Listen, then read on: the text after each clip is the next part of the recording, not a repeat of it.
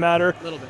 And you've actually seen Stanwood practice already this year. Let's talk a little bit about them. A brand new coach this year. Yeah. Certainly somebody who's not new to the program. David Telford is a graduate, and his father was a coach there for 15 years. Yep. They do return Drew Wright at quarterback, but a lot of new players and new faces. Yeah, they do. They lost a ton of seniors, especially along the line. So I wouldn't be surprised tonight if they have a lot of Terrace defenders crashing in on the quarterback early.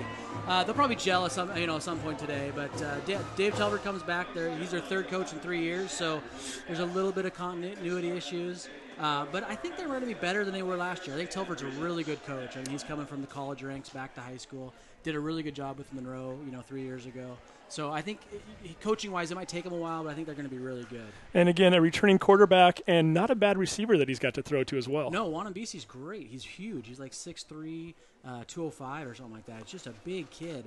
So if they can get him in space and he can stay healthy, he's going to be a handle. So and they got a couple running backs they're going with. Chad Niven is the main guy you'll see tonight. It's kind of a smallish running back, but pretty tough. So a little bit of a preview there on the Stanwood team. Hey, Aaron, thank you again for joining us. You bet. Might even try to get you back here later on, depending on what your responsibilities are, maybe at halftime. But again, Aaron Swaney, you can read his stuff on the Everett Herald sports page, Twitter handle. Twitter, at Swaney_Aaron79. There we go. So we're going to take a break now for the national anthem. You're watching the Sound Live Sports Network. Cool.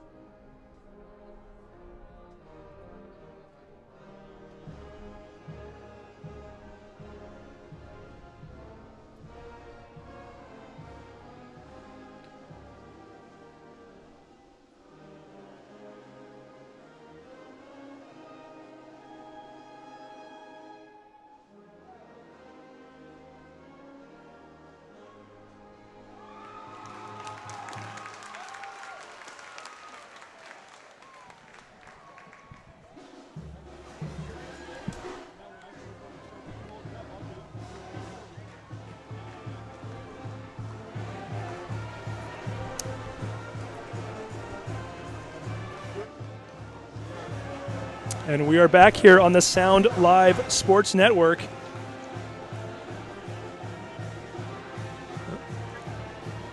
Once again, the inaugural game for the 2013 season, the Mountlake Terrace Hawks, the Stanwood Spartans, two teams that kicked off the 2012 season against one another. That game was a 19-8 final score in favor of Stanwood. Two teams that went in very, very different directions after that game. Mountlake Terrace going 0-2 to start off the season before catching fire, winning 5 of their last 7 regular season games, and making the playoffs for only the second time in the school's history. Stanwood, on the other hand, had a very impressive week after the Mountlake Terrace game. They beat Mount Vernon to go 2-0, and then they went on a 5-game losing streak in which they only scored 24 points. Again, we mentioned it just a few minutes ago with Aaron Swaney. New personnel here for Stanwood, new coaching, a lot of new players. We're going to see what they can do here as we await the opening kickoff right now. Stanwood kicking from our left to our right. Mountlake Terrace will be receiving.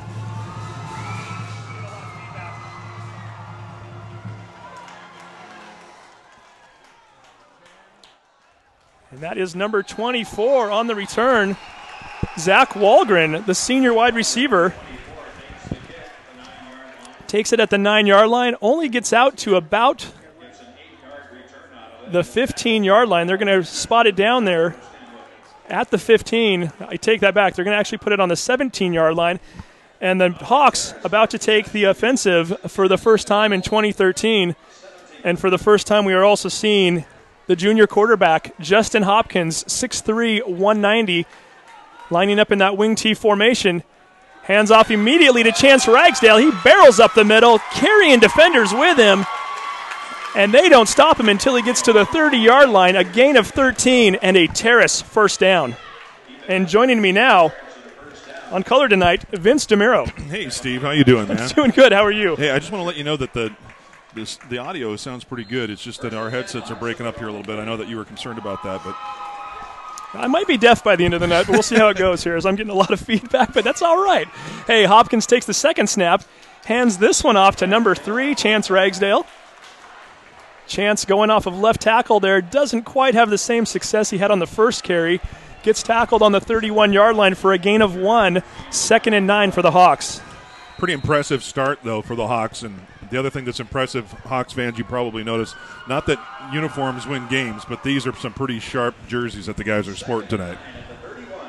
And from the announcer standpoint, I will say they're a little bit tougher to read the numbers. Much but tougher. We're getting there, so we might have a few errors here and there. But here we go, another nice run. Nice play. That is number 22, Ryan Lacoste. Boy, it's great to see Lacoste back on the field. Suffered an injury and wasn't able to compete most of last year. But I tell you, I got Ryan in class, and he's bulked up. I mean, he's not it's not like he's been doing the Alex Rodriguez method or anything. But, good to know. But the young man has just really filled out nicely, and what a great opportunity for him this year. 3rd and 1 here. The Hawks looking at their first 3rd down of the season. Hand off to Ragsdale. Fights off the first tackler and dives forward for the first down. Nice play by Chance. A gain of 2. And the Hawks moving the chains here in the first quarter. Steve, this might be the key, even though we're, into the second first down of the season, but this might be the key to the Hawks' success this year. If they are able to keep the other team off the field with this kind of sustained drive where you just bang, play some smash mouth occasionally, get Hopkins to throw a nice little pass in there, this could be devastating. We've yet to see a pass tonight, and that's going to change right here, or is it? Hopkins rolls out, finally decides to take off running, gets forward to the 48-yard line. Nice play by Justin Hopkins, his first carry of the season for a gain of 7, and that's going to bring up a 2nd and 3. You know, he's big. The young man has really grown quite a bit, and he packs a load too once he decides he's going to carry that ball. You better be ready to tackle a big ball carrier if you're on the defensive end of things here. We're going to call that a 2nd and 3. It's a long 3. Hopkins takes the snap, drops back. Is he going to throw? No, he's going to go down, and he fumbles the ball. Fumble, and Stanwood recovers. And I just hope that he's okay. It looked like he came down kind of awkwardly on his hand, and he just wasn't able to tuck the ball away, but it looks like he's okay.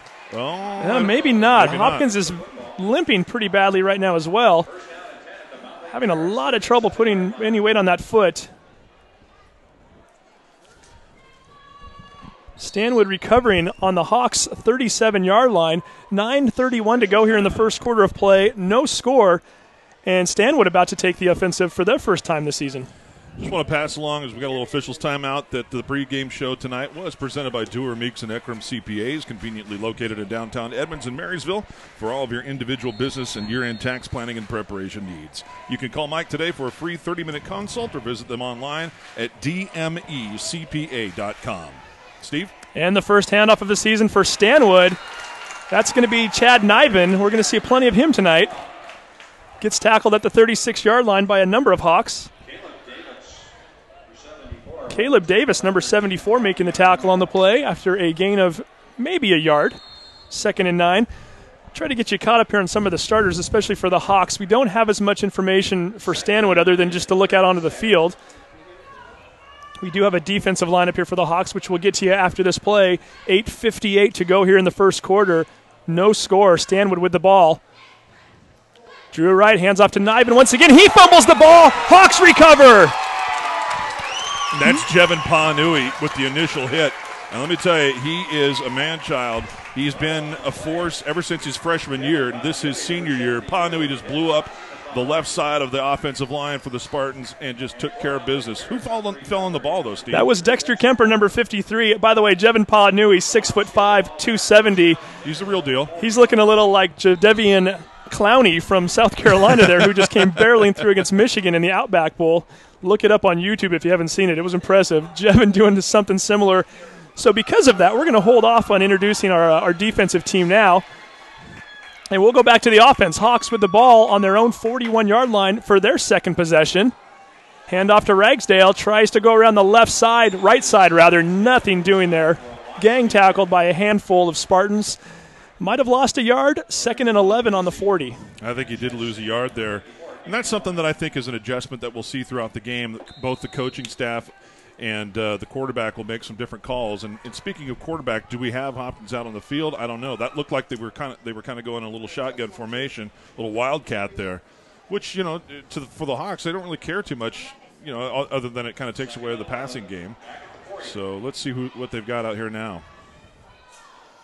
And again, from our angle, I do not think that's him. It looks like number 22, which I believe is Walgren. Is that correct? No, that's Lacoste. Lacoste throwing his first pass of the season.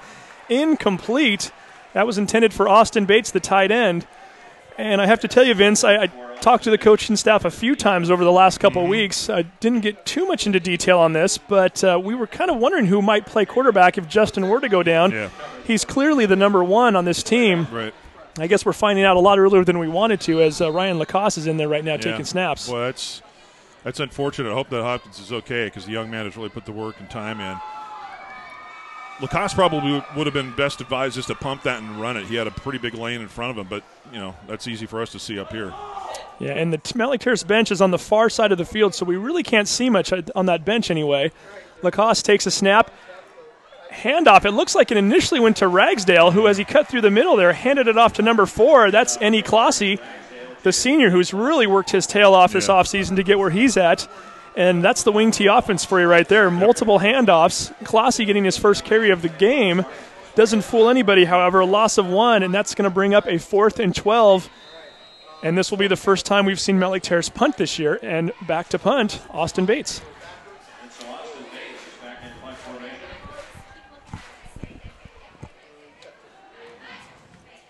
Bates kicking a line drive, fielded at the 29-yard line, and finally brought down after a return of 11 yards at the 40.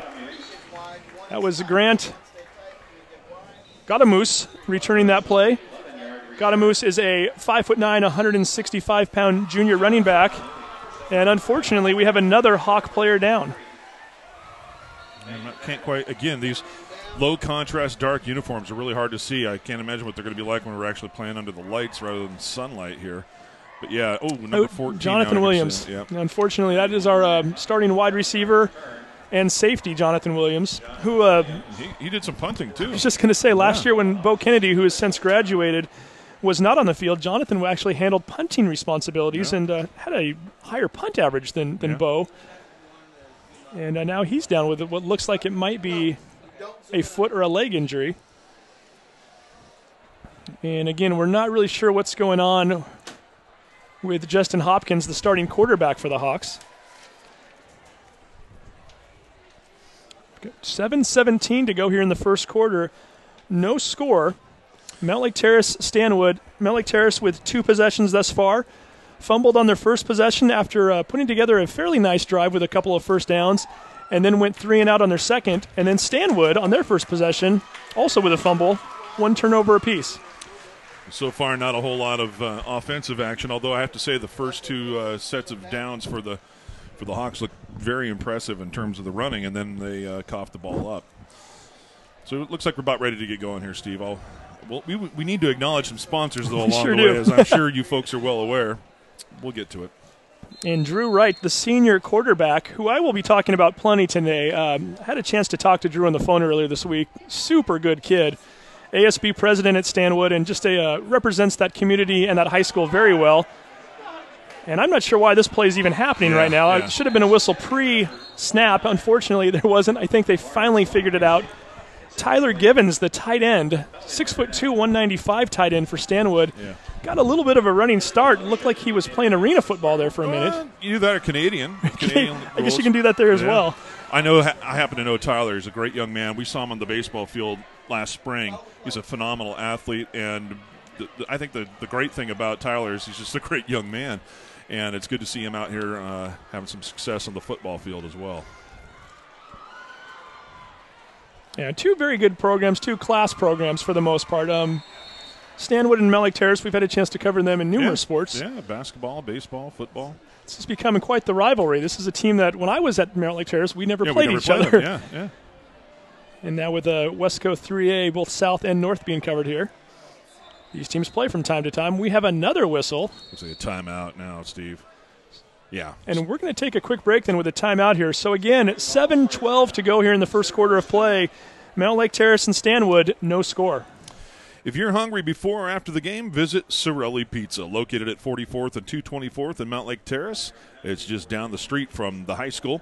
You can enjoy the best pizza in Snohomish County while watching your favorite sports with the 450-inch plasma TVs. You can dine in or take out. They are open Tuesday through Sunday at 11:30 a.m. You can call them at 425-670-8600, and you can certainly visit them online at SorelliPizza.com.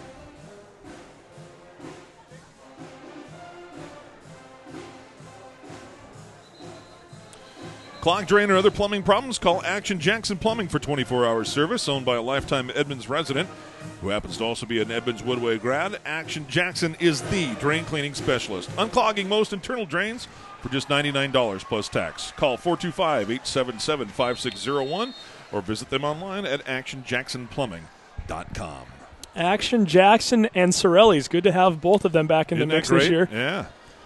Helped us out quite a bit in our inaugural year. Drew Wright is going to go deep, and he's got a man. Complete, number 25. That is Connor Chitwood. Oh, now they're going to say incomplete. Yep. You know, it's kind of weird when that ball hit. It looked like he still had control, but when it hit the ground, I thought the ground can't cause a fumble or an incompletion, but apparently the back judge there saw it a little bit differently than that. And so credit. And I'm sorry, again, Zach we're having a Waldron. hard. Is it Zach that was back there?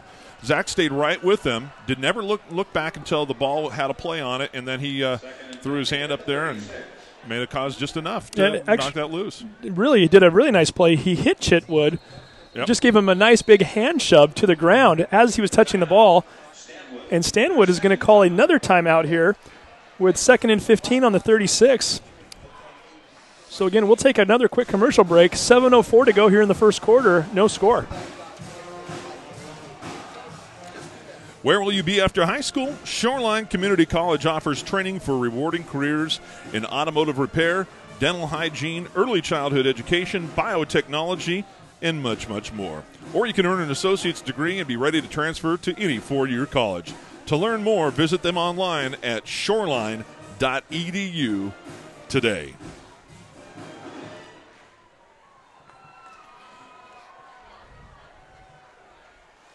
The Hawks Live Sports Network is, we got a new name, the Sound Live Sports Network. I'll break my habits. Also brought to you by Harris Ford Lincoln. We'll get to that in just a second here. We don't want to miss any action. But blame that one on me, Steve. We'll make sure that Harris Ford Lincoln gets plenty of props here today. I figured I was the safe bet to use Hawks Live Sports Network first. Another pass. Another ball intended for Chitwood. Are you kidding me? And this time, Chance Ragsdale is going to be called for getting there just a bit early, and I actually think that might have been the right call. You ready? Nice play by Chitwood. He cut right in front of Ragsdale, and Ragsdale was trying to make a play on the ball. And that's what I saw. I think, unfortunately, made contact with his back right before the ball got there.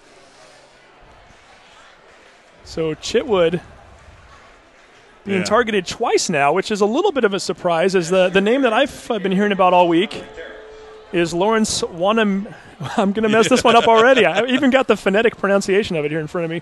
Wanabisi, yeah. Wanabisi, there we go. Lawrence Wanabisi, a native Kenyan who has lived in the Stanwood area since I believe his freshman year of high school. He is a senior, so the game of football is rather new to him.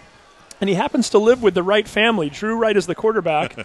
And Drew mentioned that he's kind of become like a stepbrother to him. So, again, Lawrence and Drew, I figured they're going to hook up a few times today, and I've been looking for that combination.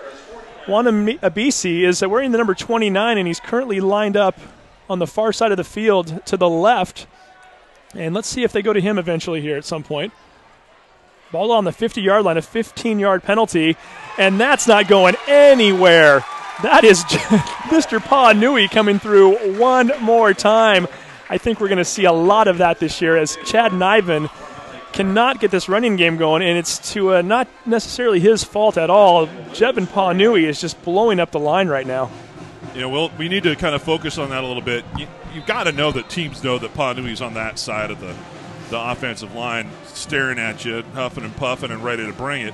Why do you run right at him? Well, there's a theory that says you run right at that guy, put a man on him, and if you get past him, then you've got a lot of green in front of you. But Jevin was having none of that on that play. Holy smokes. And I'm not sure they ran right at Jevin. Actually, Niven was trying to run around to the right. Jevin was lined up on the other side, and he just barreled right through there. This time Wright's looking to pass again. Picked off, intercepted. That's number 42, Toby Munnis. He's still on his feet and is finally tackled down at the Stanwood 45-yard line. 2 Stanwood possessions, 2 turnovers for the Hawks. Hey, credit Munnis on that one. Boy, was he spying that play out or what? Playing that linebacker position here on this side of the field, right in front of us. You could tell that he had the quarterback's eyes the whole time, and as soon as that quarterback committed, Munnis planted that back foot and just jumped that ball. What a great play. Fantastic. The senior linebacker for Mountlake Terrace. Yeah, and we talked earlier about a player who's coming back off of an injury. You mentioned Ryan Lacoste, who was out most of last year. Yeah. Toby Munnis missed quite a bit of the he played the football season, but then had a shoulder injury, missed all of the basketball season, and I think he missed most of spring practice with the team as well. Yeah. So it's good to see Toby back out there, healthy again, presumably for his senior year, and he gets the first pick of the season. And once again, we are going to have another drive without Hopkins. This time, Tanner Munnis, Toby's younger brother, taking the snap, the sophomore. Looks okay back there, you know.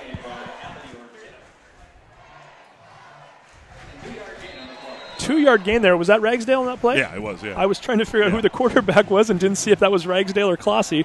So Ragsdale getting another carry. Again, if you're just tuning in, 5:33 to go here in the first quarter of play. We've had 4 possessions. We've had 3 turnovers. Mountlake Terrace with 1 turnover. They fumbled in on their first possession. Stanwood has now had a fumble and an interception. And Ryan Lacoste back in at running back again, his usual spot, as Tanner Munnis continues to take snaps. Munnis sliding down to about the 37-yard line. About a 6-yard pickup, 2 yards short, and we're going to look at a 3rd and 2. Yeah. You know, Tanner Munnis is looking pretty darn sharp back there at quarterback. I got to say that he's showing me something here, the sophomore. 6 foot 170. He's got the size. Oh, he's definitely the size, yeah. That's not the issue. Another player who missed part of last season with an injury as well. I know he was having some back problems last year, so it's good to see these guys healthy right now. Let's see if we can keep them on the field. Ragsdale trying to dive forward. It's close. It's going to be really close. Probably have to measure that one.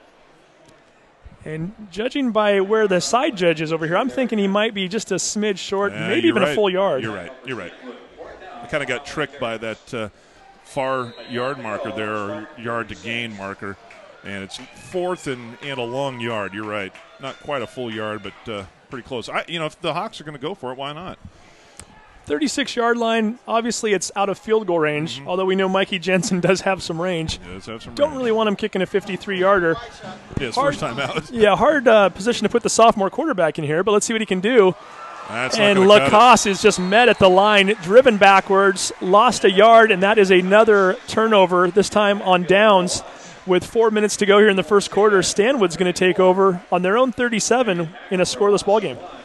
That's unfortunate, but, credit the Hawks for going for it there on 4th and a little bit less than 1. And, this whole game has been played between the 30-yard line, Steve. Pretty crazy. I guess the Hawks' first possession started a little bit deeper than that, but otherwise it's been right here in front of us the whole time. Yeah, and starting to look a little bit like last year's game, to be honest. Last year, the score at halftime was Stanwood 7, Mountlake Terrace 0. Yep. The only score coming on a trick play. It was a hook and ladder play on a 4th and 10 at their 20-yard line. And as I say that, Drew Wright throwing a pass, caught, and there's going to be a penalty on the Hawks here. And unfortunately, it's going to be a personal foul, as that was a face mask. Tyler Gibbons, the tight end with the reception, was finally tackled right around the 40, we'll call it the 43-yard line. And we're probably going to add another 15 yards onto that. I think so. The Hawks got caught in a really poor lineup there defensively because absolutely nobody was within 5 yards of Gibbons from the get-go. And, good on them to recognize that and to stand with quarterback right, figure that out real quickly. And then the 15 yards on top of that. They almost got a 16-yard penalty out of it, but that's the correct spot. The Spartans in Terrace territory here for, I believe, just the second time. So the ball on the 41-yard line of the Hawks. 3:53 to go here in the first quarter. We're still looking at a scoreless ball game. Givens coming in motion. Wright takes the snap. Handoff, and we've got a new running back in there right now. This is Kyle Jackals. Heard a little bit about him earlier this week. He is a 6'2", 200-pound sophomore who started off the season, I guess, right around number 4 or 5 on the depth chart. He's been playing very well and has earned his playing time here as a sophomore. Well, good for him. That's what spring ball and that summer practice session is all about, is finding your spot and showing the coaches what you've got, and maybe you'll get some playing time. And quite frankly, the way that the Hawks are busting through the line there, we might see a lot more of Jackals. He's a bigger running back than Niven, who looks like he may not have a chance to get going. And once again, the Hawks gang tackling him. And at least with Jackals, he can push forward a little bit, whereas Niven, a smaller, shiftier back, he's not going anywhere once he gets hit by 2 or 3 guys. No gain on the play. And we're going to give that tackle to James Bollinger on the play, along with Toby Munnis and 3 or 4 other guys, but those were the primary 2. And we're looking at a 3rd and 8. And, oh, by the way, we were just handed a note here a minute ago. Justin Hopkins, the quarterback for the Hawks, apparently has a mild sprain of the left ankle and is probably going to return to this game. We will see. So, again, we'll keep you updated on that. If you're just tuning in, Justin Hopkins, the starting quarterback for the Hawks, injured in the first possession of the ball game, has not returned since. Screen pass here. And once again, that is number 5. Jackals with the play. Makes a couple of nice cuts and finally is able to get forward to the 30-yard line where he's going to have a Stanwood first down. Pretty well-designed play, and you're right. Get the ball to the big man, and even if he gets stopped, he can fall forward for a first down, and that's kind of what happened. Before he got stood up, he was able to get enough momentum going, and actually I don't even think that's a good spot. I think he got well over the 30-yard line before he was brought down, but they're going to give him technically at the 31. So, again, Jackal's coming in here the last 2 possessions, and he's looking pretty good. He's getting the chains moving, showing that he can catch the ball out of the backfield. He's also showing that he can barrel up the middle, and he stays in the ball game there. We also have number 22. That is Grant Guadamus, who's back in the game as well. Right back to pass. He's going to throw this one deep. He's got Chitwood open. Touchdown, Stanwood. Drew Wright, who told me earlier this week one of his strongest attributes is throwing the deep pass, showed it off there. Might have been a broken coverage by the Hawks as Chitwood got open and free behind the Terrace secondary. Catches that one, runs a few extra yards, and we've got our first score of the ball game. Very well-designed play. There were actually 3 receivers out in that pattern, and Wright chose the right guy, so to speak, and Ragsdale got caught not staying right with his guy. In fact, he even looked late, and by the time Ragsdale realized the ball was being thrown to his man, the ball was in his man's hand. And unfortunately, the Hawks are trailing this game. Alex Asari, number 7, on for the extra point. Kick is up, and the kick is good. So with 1:58 to go here in the first quarter, our score, Stanwood 7, Mountlake Terrace 0. If you're hungry before or after the game, visit Sorelli Pizza, located at 44th and 224th in Mountlake Terrace. Enjoy the best pizza in Snohomish County while watching your favorite sports on the 4 50-inch plasma TVs. Dine in or take out. They are open Tuesday through Sunday at 11:30 a.m. Call them today at 425-670-8600 or visit SorelliPizza.com.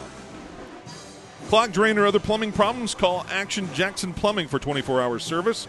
Owned by a lifetime Edmonds resident and Edmonds Woodway grad, Action Jackson is the drain cleaning specialist, unclogging most internal drains for $99 plus tax. Call 425-877-5601 or visit actionjacksonplumbing.com. So, Steve, here we go. What do we got? About minute 58 left here in the first quarter of the 2013 football season. The Hawks are trailing 7-0. What do you have? Okay, here we go. So just looking at the stats really quick, it looks like we've got Mr. Drew Wright at 3 for 6 for 46 yards, and, of course, the 30-yard touchdown pass to Connor Chitwood right there. Chance Ragsdale for your Hawks, 4 for 19 so far. And here we go once again. Walgren with the return. And he's going to get tackled at around the 23-yard line, where the Hawks will take over here with 1:51 to go in the first quarter. You know, I was thinking about this quite a bit going into this season. We all know that going into the season, most everybody else was thinking, well, this is going to be the Devontae Downs show. But you and I knew that this team was much more than that. But quite honestly, that's a fair statement to say. Well, the big guy is out of the lineup. And it's time for these guys to now step up. And one of the things I was worried about, what happens if the Hawks get down early in the game? Well, it's not early, and they showed that they can move the ball. This is a pretty important series, I think. Tanner Munnis, the sophomore, still in at quarterback, completes a pass to number 11, and that's Josh Hopkins, Justin, the quarterback's twin brother. Nice little quick read there. Picks up just a couple of yards, but more than anything, that tells the defense, we're going to pick at you here, and if they bite on that little slant route in the future, you just turn and go, and you've got lots more yardage than that. So again, Tanner Munnis, the sophomore, in at quarterback. If you've just joined us, Justin Hopkins injured on the first possession, has not returned since. They then tried Ryan Lacoste at quarterback. Lacoste really is more of a running back. Tried him for a couple, and that's Ragsdale, who's going to dive forward for a gain of 1 off of the left tackle, and we're going to have a 3rd and 8. Tried Lacoste for a couple snaps. It looked a little more like a version of the Wildcat. Probably not where he's best suited, and we'd certainly like to have Ryan play running back for that matter. Yeah. So we brought in Tanner Munnis, the sophomore, again, the younger brother of Toby Munnis, who plays linebacker and tight end and who has an interception already today. And Tanner in for his second possession of the game, and keeping it kind of conservative for the sophomore so far, but we'll see what he can do here, and he's looking at his biggest play of the game so far, 3rd and 8.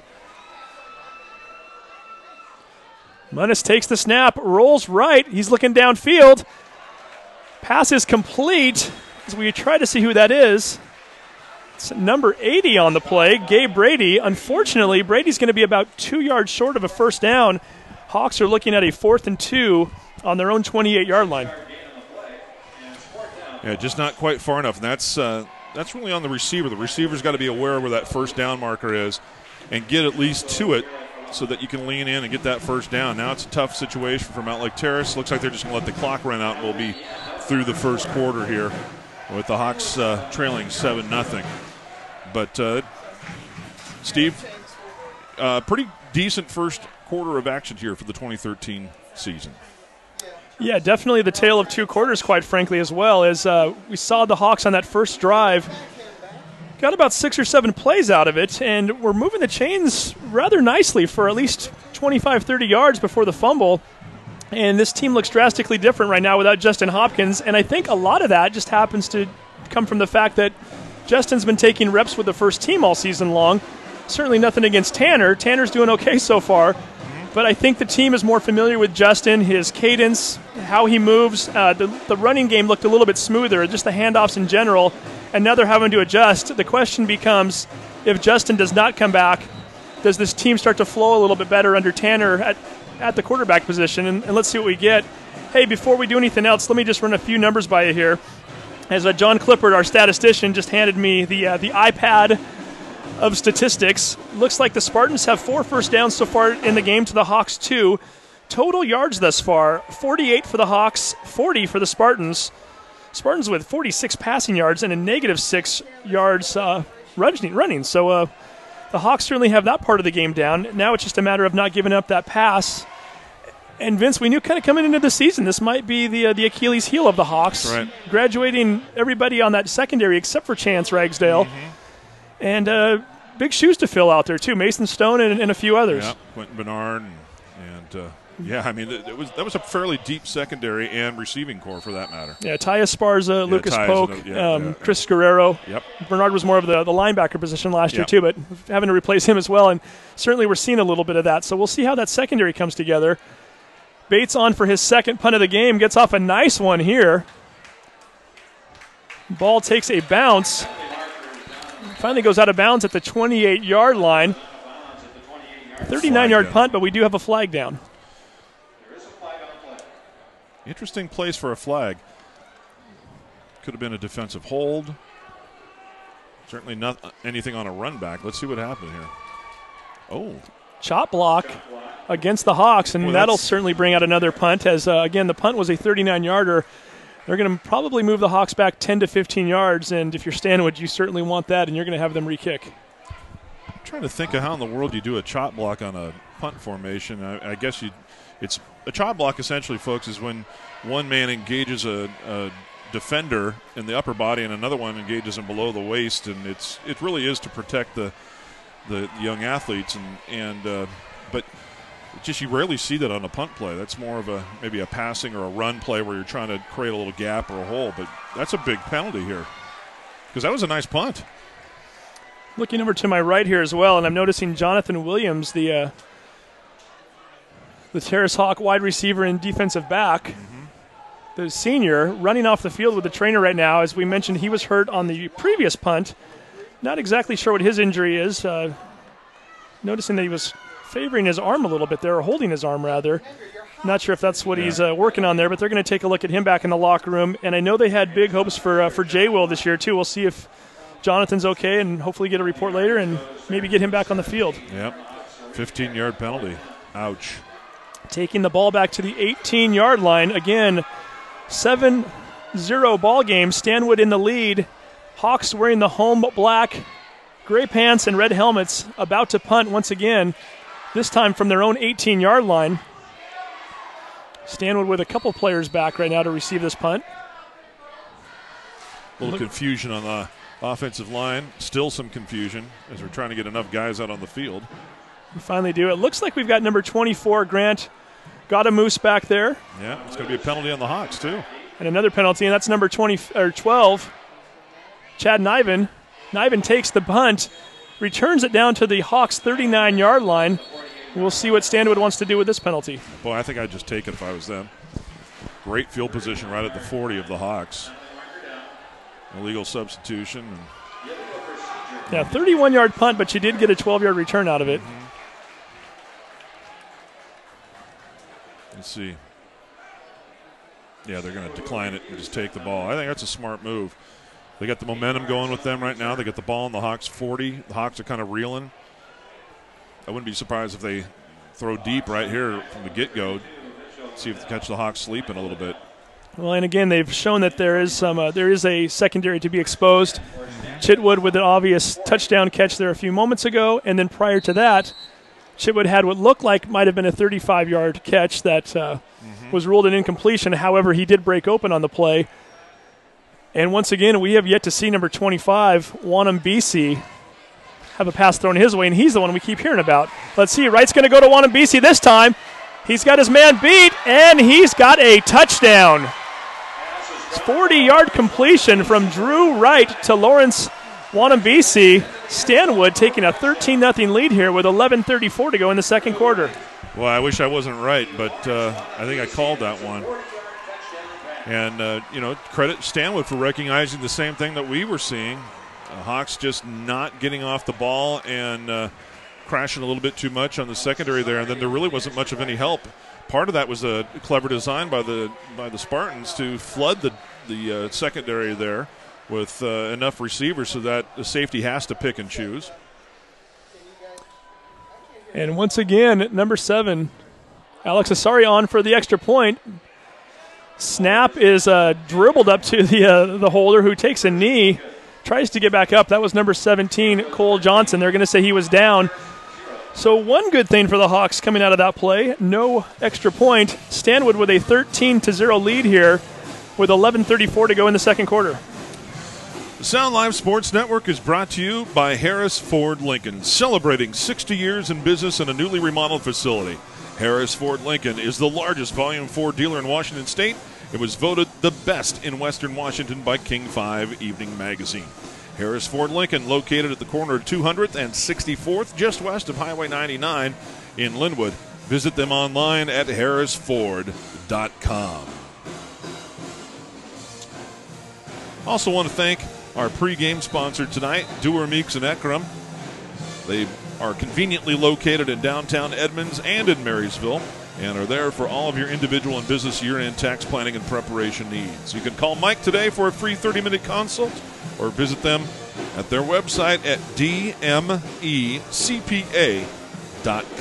Dewar, Meeks, and Ekram. And we certainly appreciate Dewar, Meeks, and Ekram, and all of our other sponsors here on the Sound Live Sports Network. You even got fancy shirts here this year, Vince. You got to like this, don't man. you? Absolutely. Terrace went all out here, and we're looking sharp. Terrace gray and in red. I'm feeling right at home here. The kickoff from Asari lands at the 8-yard line. That's Walgren once again. running around to his left this time, looking for a hole, finally cuts it back out to the left again, and is tackled at the 20-yard line. It looks like that was number 32, J.C. Wheeler, on the play. And the Hawks will start at the 20-yard line. So getting back to Wanambisi a little bit, again, we mentioned earlier, from Kenya, just lived in the States here for a few years. 6'3", football is fairly new to him. They went to a 7-on-7 camp, they being Stanwood earlier this year, where they were playing the likes of Bothell, Eastlake, Issaquah. Wanambisi was the player of the camp. He was the MVP against some very, very talented opponents, and we're hearing a lot about him. He's a player that we were told we should be watching, and sure enough, he's showing it. Play right off the bat here to Hopkins, incomplete. Apparently Wanambisi can play a little defense as well, as he was guarding Josh on the play, and the Hawks are looking at a 2nd and 10. You know, that showed me something. Tanner's got a pretty decent little arm. And Wanambisi really did not have his eyes on that ball. He just played the man pretty well there and was able to break that up. But credit Munnis for getting that ball out there on the line. Well, I don't know if we're going to credit Munnis on that one, because I'm noticing that Mr. Hopkins is back. Was that a Hopkins pass? Back. Well, I stand corrected. That was a Hopkins to Hopkins. I didn't notice that either. Hopkins still hobbling on that foot pretty badly. You can see him as he's walking very gingerly on it. However, the arm is still there. He tries to throw that pass to Gabe Brady, incomplete, and the Hawks are looking at a 3rd and 10. Yeah, this is the situation the Hawks just really don't want to find themselves in, 3rd and long. But you know what? Credit the coaching staff here, because it was getting pretty predictable. It was run, and run up until Munnis came in and threw that little 2-yard slant. But, Stanwood was just teeing off, and look where they play. They did this last year, too. They bring everybody up within about 7 yards of the line of scrimmage and just challenge you to say, hey, if you can get past this, fine, but prove it. Hopkins throwing the deep pass complete. I believe that was Gabe Brady. Let's make sure. Again, these numbers are hard to read. Yep. That was number 80, Gabe Brady, a gain of 19 yards and a Mountlake Terrace 1st down on 3rd and 10. Again, the arm of Hopkins showing you something there. That's very impressive, especially when you don't have that foot to plant on. And the pass was a little bit wobbly, but he did get the distance on it and put it right where it needed to be. Brady making a very nice play as he was going out of bounds, right along the sideline there. And we're going to have another handoff here, right up the middle for a gain of about 2 yards. Yep. Speaking of wobbly passes, I don't have a problem with wobbly passes if they're on target. There was a guy, I don't know if you noticed, but there's this guy who throws some wobbly balls that threw 7 touchdowns last night. He doesn't throw too many wobbly balls. Well, they're not a Dan Marino spiral, I can tell you that much. But it's pretty darn effective, what you say, Mr. Manning. Mr. Manning did okay. By the way, that was Ryan Lacoste on that last play. Hawks doing a little bit of a shift here, sticking with that wing tee. Another handoff coming right at us here to the right-hand side. That's Lacoste. He's trying to find a corner, takes it all the way around to the sideline, is finally tackled out of bounds for a loss of 1 yard. And once again, the Hawks are going to be looking at a 3rd and long, this time about 9 yards to go. And quite honestly, that's the difference between this year and last year that we're able to see as far as the running game goes. You need to be able to plant a couple of those outside defenders on the line, and then just let your running back take it north-south, not east-west. This is not an east-west kind of offense. By the way, that was Garrett Arona, the linebacker, who had outside contain and made sure Lacoste didn't get around that corner on that last play. Yeah, credit Lacoste for trying, though. He certainly did, and credit Arona for making a nice play on that one as well. 3rd and 10 now they're going to call it. Hopkins looking deep. He throws as he gets hit. Incomplete. Thrown right in the middle of a few folks. Give a lot of credit to Alec Scapini on that play, the defensive tackle. Honorable mention last year, I think, offensively and defensively. And Scapini and Drew Wright, really the 2 top returners for Stanwood. Right. And I should mention also talk about community involvement and just being a part of your school. Mm-hmm. Scapini and Wright, the quarterback, were ball boys from the age of 8 on at Stanwood up until their freshman year. Kind of fun for them to be out here and playing a very vital role for a team that they've been around since they were kids. So you tell me these 2 young men down here on the sidelines, the 2 ball boys, we might see them in a couple, 2-3 years out here? Funny, you didn't know you were going to segue me into something, but funny you should say that. I'll mention them in just a second as well. That is number 24 on the return. A very nice play by him. He busts through a couple of players. Finally is tackled by Jevin Pawnui and a few others. Once again, that is Grant Guadamus, finally getting his name down there. Guadamoose with a nice return for about 17 yards. All right, tell me the story now. Yeah, so we got a couple of ball boys out here. Their names are Carson and Cameron. Carson is in 5th grade. Cameron's in 8th grade. They're brothers. Their last name is, hopefully I get this right, Klumpt. It's Klunbt. Mm-hmm. And they've been ball boys for 3 years now. And, again, Drew Wright, the quarterback, was a ball boy himself. Yeah. So he's kind of taken these guys under his wing. They've kind of become buddies and took him out for frozen yogurt after practice the other night. And they are also potential Stanwood players here down the road. I know their father works at the school. Well, that's cool. And so funny you mentioned that. We might see the next Alex Capini and Drew Wright out there on Stanwood's team. You heard it here first on the Sound Live Sports Network. We'll see. He's got some pretty good moves. This young guy does, yeah.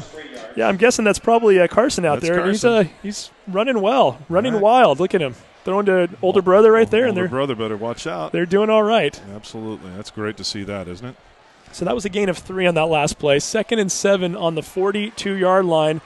Stanwood already holding on to a 13-0 lead thanks to a couple of deep passing touchdowns from Drew Wright. Looking to expand upon that lead. Let's see if the Hawks can do something on defense right here. Wright takes the snap. Screen pass out here to Wanabisi. And is finally tackled by a few different players, but he does lunge forward for a gain of about 4 yards. It's going to bring up maybe a 3rd and 3, 3rd and 4 for Stanwood.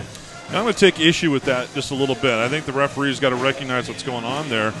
That's not really a screenplay when the young man is past the line of scrimmage, and Gibbons comes down and sets a really nice pick. I mean, the young man is a good athlete. He sets a beautiful pick, and that's just a straight-up pick play. It'd be a screenplay if they were behind the line of scrimmage, but that's a good play if you're going to get away with it. And in this case, they did, so apparently it works. Yeah. So, again, we're looking at a 3rd and 3, Stanwood on their own 46-yard line, 8:32 to go in the second quarter. Stanwood leading 13-0. Wright dropping back to pass. Intercepted. That's Austin Bates. Let's see if he can break a tackle. Hold on, Austin. There you go. Returns at about 10 yards, and he's finally tackled at the Stanwood 39-yard line. That is huge. Bates just really played that nicely. He got between the receiver and the quarterback there, but spied it the whole way, and that's a great turnover for the Hawks. And Bates is a guy we haven't talked much about yet, and you talk about having some shoes to fill. Yeah. 6'2", 220-pound junior, who the Hawks coaches are very high on. Got to mention something about Bates. He's really playing more of Devontae Downs' position right now. Handoff here. Ragsdale up the middle for about 3 yards, and he's finally tackled. Austin Bates did a lot in the offseason to get himself prepared for this. Mm-hmm. Coaches have been ranting and raving about him both on offense as a tight end and at the defensive position, and he showed his athleticism there. He dropped back into coverage, stepped right in front of the pass, and then dragged a defender about 10 yards down the field. Expecting some big things out of number 15 this year. He's had a very good game so far tonight. Hawks got to watch the play clock a little bit here. That play was a little late getting into them. So 7:45 to go here in the second quarter. The Hawks trailing by 13. They need to get something going here. Annie Clossy with the end around, and he's got some room. He might be going. The 10, the 5. Touchdown, Terrace. Annie Clossy, 39-yard play. Came around off the wing, took the handoff, got out to the left end, ran right down the sideline, showing off some great athleticism. Hawks on the board. Wow. What a great design play. There were about 2 options that Hopkins faked, and the Stanwood Spartans bid on both of them. Andy Clossy comes around, takes the ball. Beautiful run by him, evading a couple defenders on the way down. What a great play. Andy Clossy, nice play. We've got Mikey Jensen, number 5, on for his first PAT of the season. And he misses it, pushes it maybe a little bit to the right. However, the Hawks are on the board. 7:33 to go in the second quarter. Stanwood 13, Mountlake Terrace 6. If you're hungry for pizza before or after the game, visit Sorelli Pizza, located at 44th and 224th in Mountlake Terrace. Enjoy the best pizza in Snohomish County while watching your favorite sports on the 4 50-inch plasma TVs. Dine in or take out. They are open Tuesday through Sunday at 11:30 a.m. You can call them today at 425-670-8600 or visit SorelliPizza.com. clogged drain or other plumbing problem, call Action Jackson Plumbing for 24-hour service. Owned by a lifetime Edmonds resident and Edmonds Woodway grad, Action Jackson is the drain cleaning specialist. Unclogging most internal drains for just $99 plus tax. Call them at 425-877-5601 or go online to actionjacksonplumbing.com. Steve? All right, we are back. So again, Andy Clossy with a 39-yard run. Looking at some of the stats here, that's his second carry of the game. Got him down for, well, actually, we have him down for a -1 run earlier, so I've got him down officially for 2 carries at 35 yards, although I think that was longer than a 36-yard run. But that's okay. Clossy looking good there right now. Hawks still losing the first down battle 5-4. However, they do have more yards right now, 106-88. And Mikey Jensen on for his first kickoff ever, as that duty was held by Aiden Murray last year.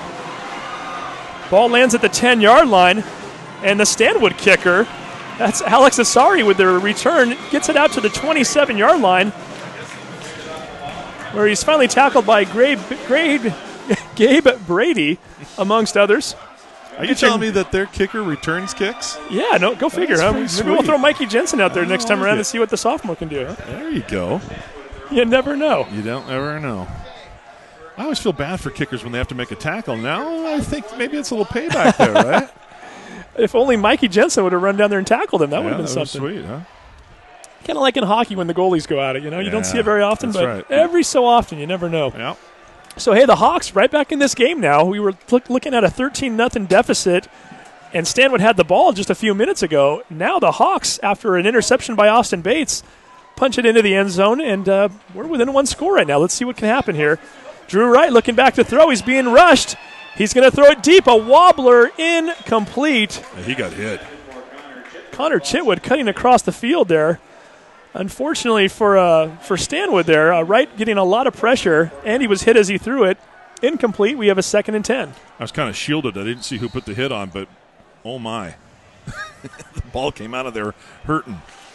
Tends to do that sometimes. Hey, and just to tease our halftime a little bit, we had an interview we did with Coach Tony Umayam before the game that we were going to run on our pregame show.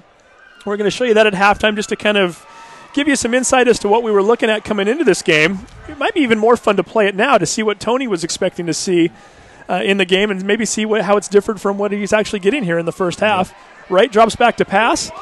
Niven with a catch here, screenplay off to the left side. Penalty markers down. I think that's going to be coming back.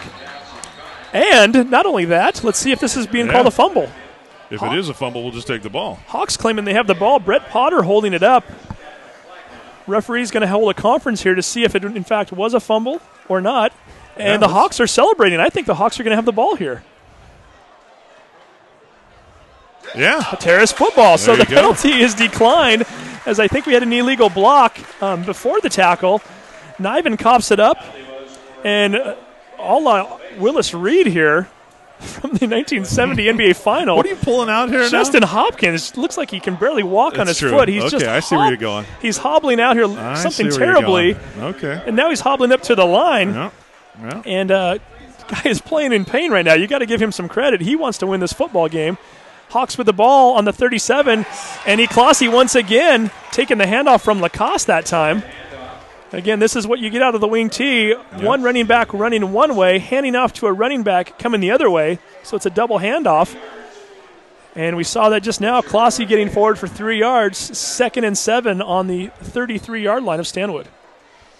It's just that complete total misdirection and quick hitting play that, once the timing gets worked out, and trust me, timing is different against a live opponent than it is against your own guys at practice. Ooh, and Austin Bates getting a little jump on the action there. It's going to be a 5-yard penalty, which will put the ball back on the 38-yard line. 2nd and 12 for the Hawks. That's too bad. And as I was going to say a minute ago, too, not only are we going to run that Tony Umayam interview, we're also going to have a special guest, athletic and activity coordinator at Mountlake Terrace, Kim Stewart, is going to join us, talk about the ASB state conference that's coming up here in a few weeks. Yeah. That is being hosted by Glacier Peak High School. However, since it's at Glacier Peak, a Wesco school, they're getting involvement from all the Wesco schools, and we're going to find out a little bit more about that. Lacoste Ragsdale running around the left this time. Gets tackled after a 1-yard gain, and we're going to look at a 3rd and 11. Yeah, I realize that, that you're probably thinking, wait a minute, 2nd and 14, that's a passing down. But you got to remember, you got a quarterback who got banged up early in this game, and you don't want to put all the pressure on him. But now you pretty much have to put it in the air, I would think. 3rd and 12. Hopkins is going to throw over the middle, gets Bates, and he fumbles the ball. And Stanwood picks it up. A turnover as Bates caught the ball on his way down to the ground, had it stripped away. I believe that was number 24. Grant Guadamus that might have fallen on it. No, it was Anthony Ortega. I'm sorry, 34, not 24. So Anthony Ortega, the 5'10", 180-pound junior linebacker, coming up with the ball. And the Hawks coughing it up one more time as they were looking to possibly tie this game up here with 5.5 minutes to go in the second quarter. Yep, a great opportunity missed there.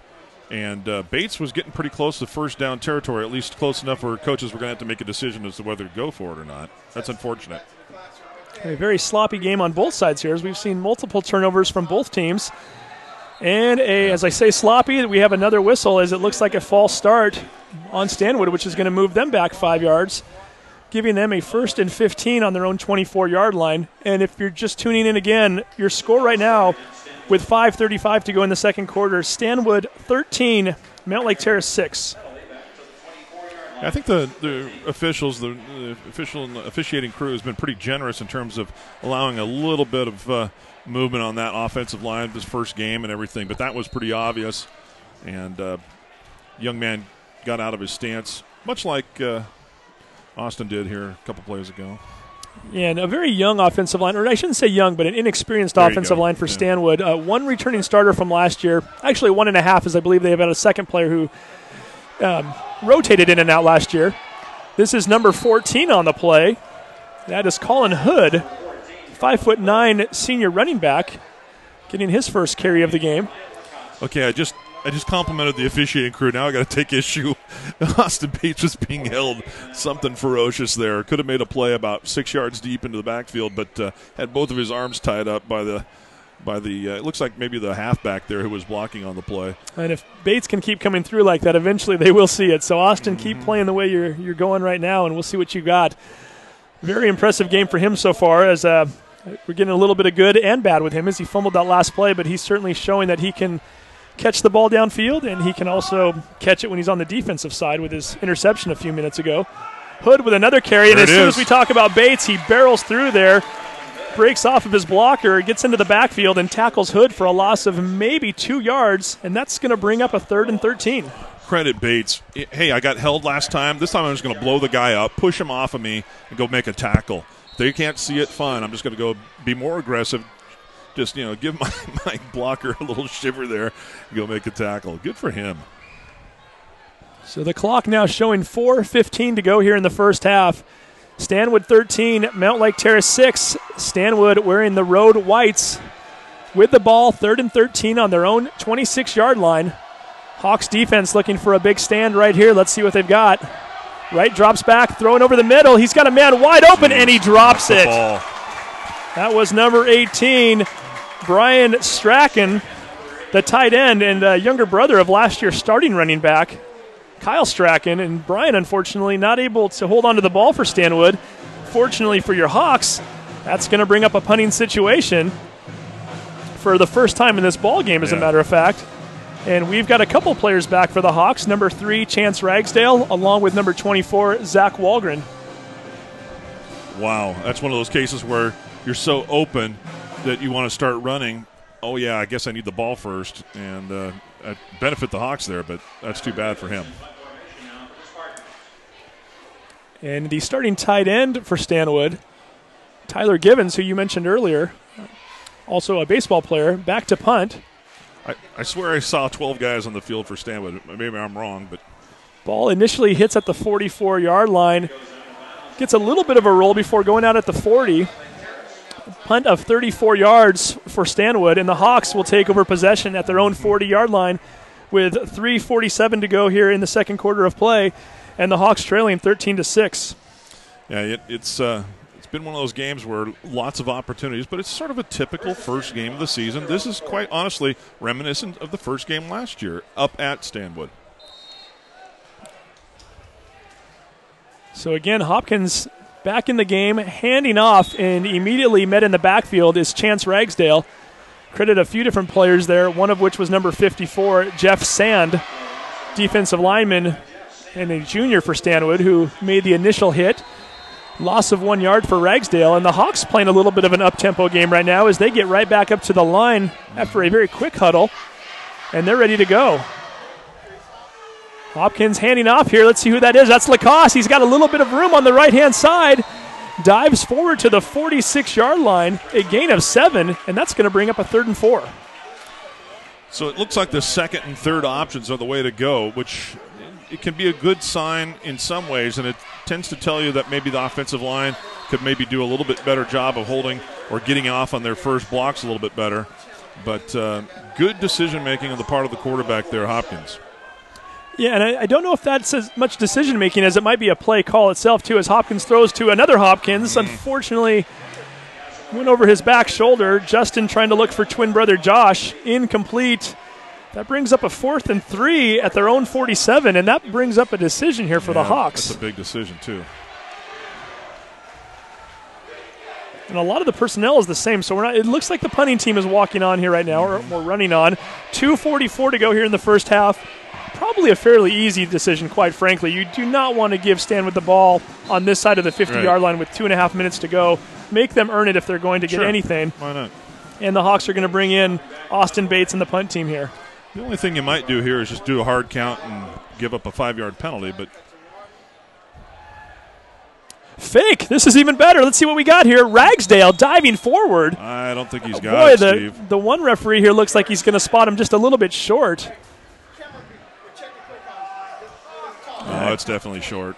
That's too bad. Yeah, spotted that one right in between the 49 and the 50, and the marker looks like it's right on the 50.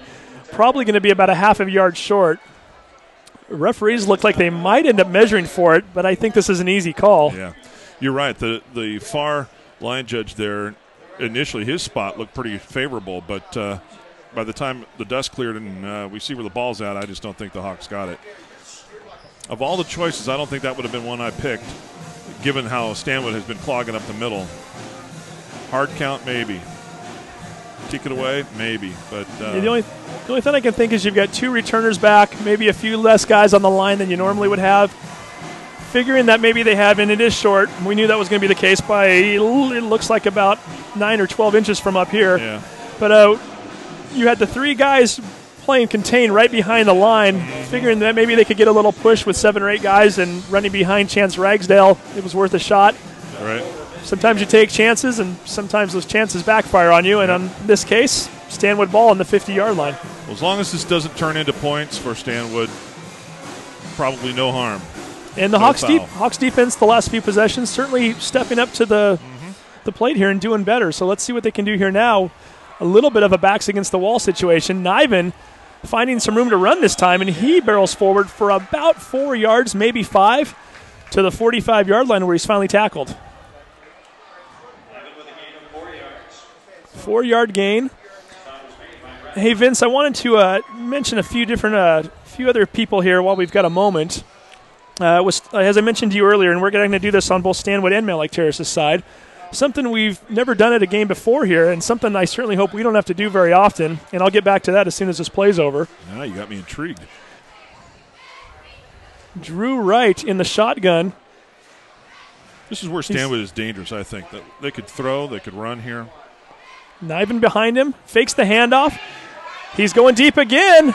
Lacoste better turn around, or that's Walgren, I'm sorry, and the play is caught. That is Lawrence Wanambisi once again. Wanambisi getting behind Walgren. Ball floated a little bit, but Wanambisi able to make the catch. 35-yard gain, and Walgren finally brings him down at the 10-yard line. Wow. That's really, really well designed and well played. So again, 1st and 10, or we might even call this 1st and goal, as the ball is just inside the 10-yard line. 1:40 to go here in the first half. Stanwood already leading 13-6, and they're looking for more. Niven takes the handoff. He's got a big hole up the middle. Might have fumbled the ball. Let's see who gets it. Ball is rolling around there, and it looks like Stanwood might have come up with it. If they did, I don't think that. And they're calling it a touchdown. Wow. Now, is that legal in high school? I can't remember my rules here. Can you recover a fumble? I believe you can in this case. The referees are talking about it right now. Let's see if we can figure out who has the ball. And boy, that was an opportunity that the Hawks might have blown there as it hit the ground, and it looked as though the 2 or 3 players closest to it were wearing black. Yep. Unfortunately, on that turf, the ball takes a wild bounce. Jeez. Kind of hops over to the side where there's more white jerseys than black jerseys, and Stanwood able to recover it in the end zone for the touchdown. Extra point, partially blocked, but it goes through. Nice hustle by Zach Walgren. But the point is good. And with 1:26 to go here in the second half, or second quarter rather, Stanwood with a 13-6 or 20-6 lead. I'm sorry, as I'm trying to watch a replay here at the same time. Still couldn't get a good look at who recovered the ball, but yeah, hot potato there definitely as the ball just bounced around, and unfortunately for the Hawks, Stanwood bounce, Stanwood touchdown. Where will you be after high school? Shoreline Community College offers training for rewarding careers in automotive repair, dental hygiene, early childhood education, biotechnology, and more. Or you can earn an associate's degree and be ready to transfer to a 4-year college. To learn more, visit shoreline.edu today.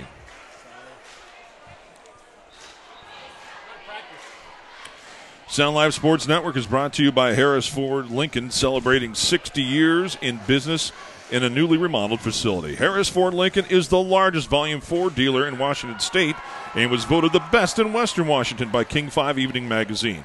Harris Ford Lincoln, located at the corner of 200th and 64th, just west of Highway 99 in Linwood. And boy, they have done a nice job for us. Visit them online at harrisford.com. Steve? So with 1:26 to go here in the first half, Stanwood up 20-6. Looking at the stats here, they're not that lopsided. Stanwood with 143 yards to Terrace's 131.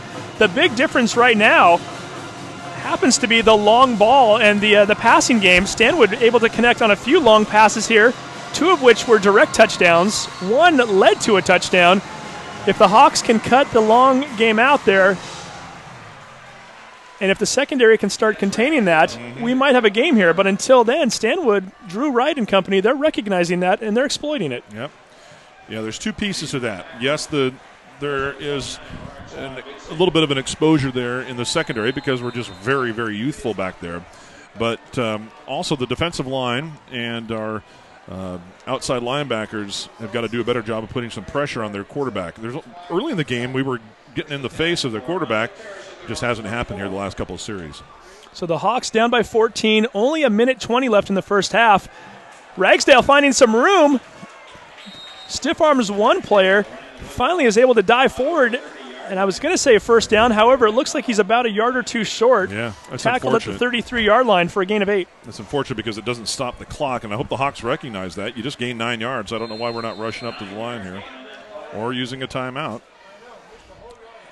And again, with the injuries and everything else, they might just be thinking that rather than try to get it all back right now, turn the ball over deep in their own territory, might be thinking that if they don't break off a play here, they'll lick their wounds and go in at halftime with a 14-point deficit. Let's see what they do here. Another handoff. Ragsdale this time getting forward, and I believe he might have had the first down. Yeah, he does. And he does. He's at the 35-yard line with 35 seconds to go here in the half. But who gets the ball coming out of the locker room, Steve? I believe it's Stanwood, isn't it? You are correct, yeah. Mountlake Terrace had the kickoff. I mean, if you're just going to run the clock out, just take a knee. But you ran off 9 yards. I say you keep moving the ball. Well, let's see what they do here now. It's 22 seconds, and apparently they're very content because they have not tried to stop it at all. Lacoste trying to juke out the defender, doesn't bite, does lunge forward to the 41 for a gain of roughly 6 yards. 10 seconds to go here in the first half. Yeah, I think that's going to be it, huh? I think that is going to be it. Hey, one other thing, Vince, I wanted to bring this up a minute ago. Got a little bit of a dedication we're going to do today on both Stanwood and Mountlake Terrace's part. Drew Wright, who I mentioned earlier, the quarterback for Stanwood, great kid, by the way, was talking to him earlier this week and asked him if there's anything we could do for him, and he said there would be something that we would love if you could do. Unfortunately for Stanwood, 2 of their students were killed during the offseason.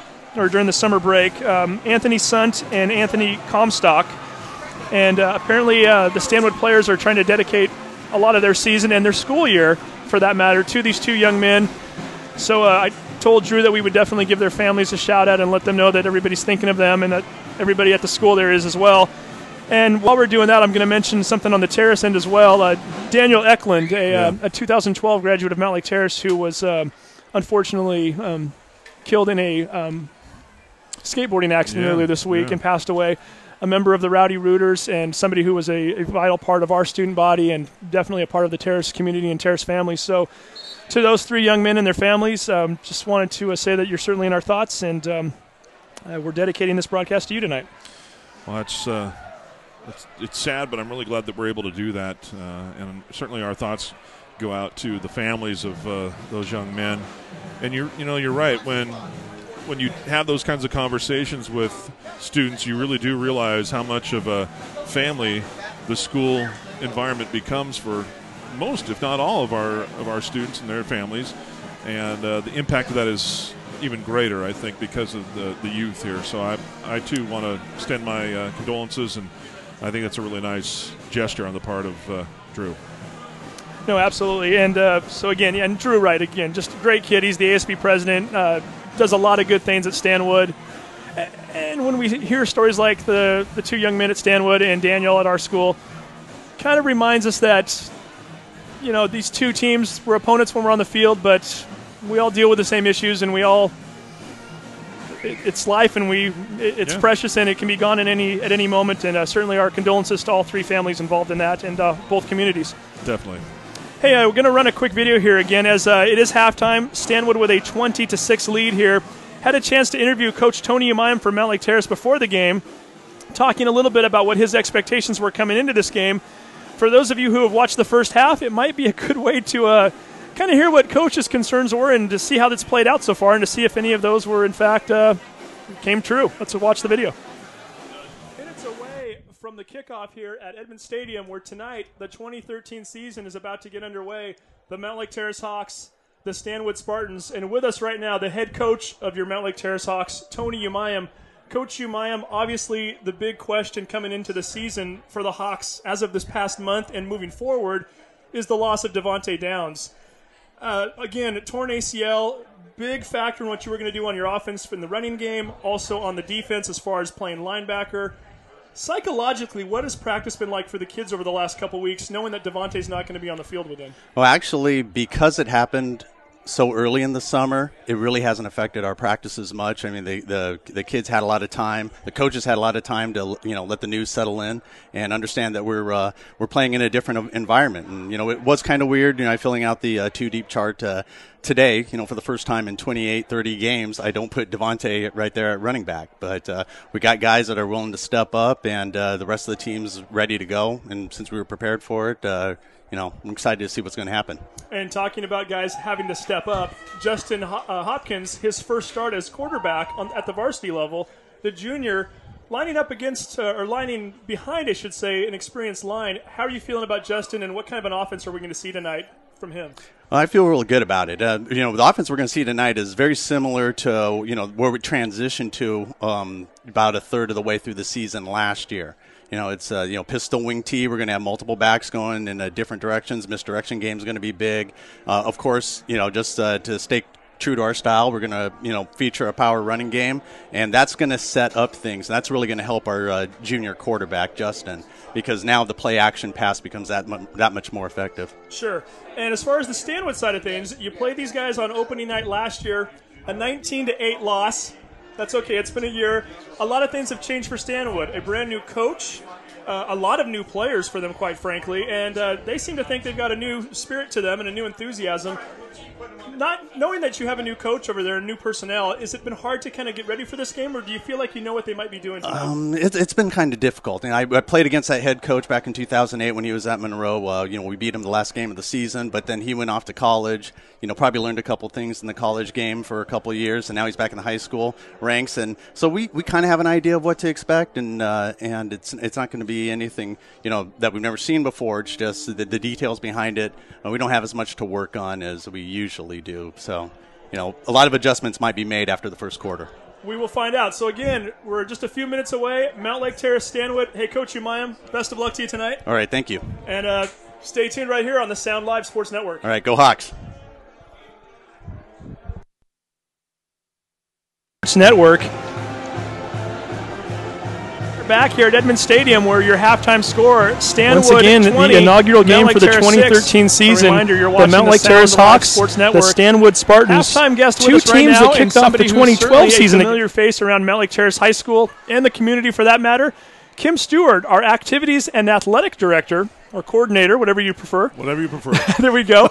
And we're actually going to talk to you a little bit about one of your activities this time rather than the athletic side of things. You guys have a conference coming up here that you'd like some folks to know about, and possibly a way that some of the folks around the community can help out with that.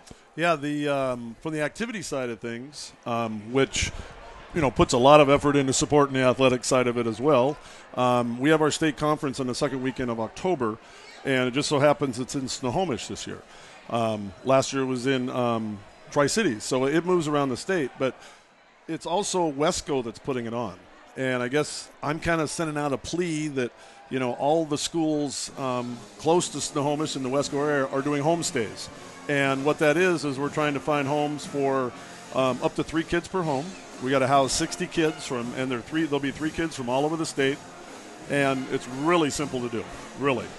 And how can they get in touch with you if they'd like to take part in that? Email me, and I will email you the paperwork.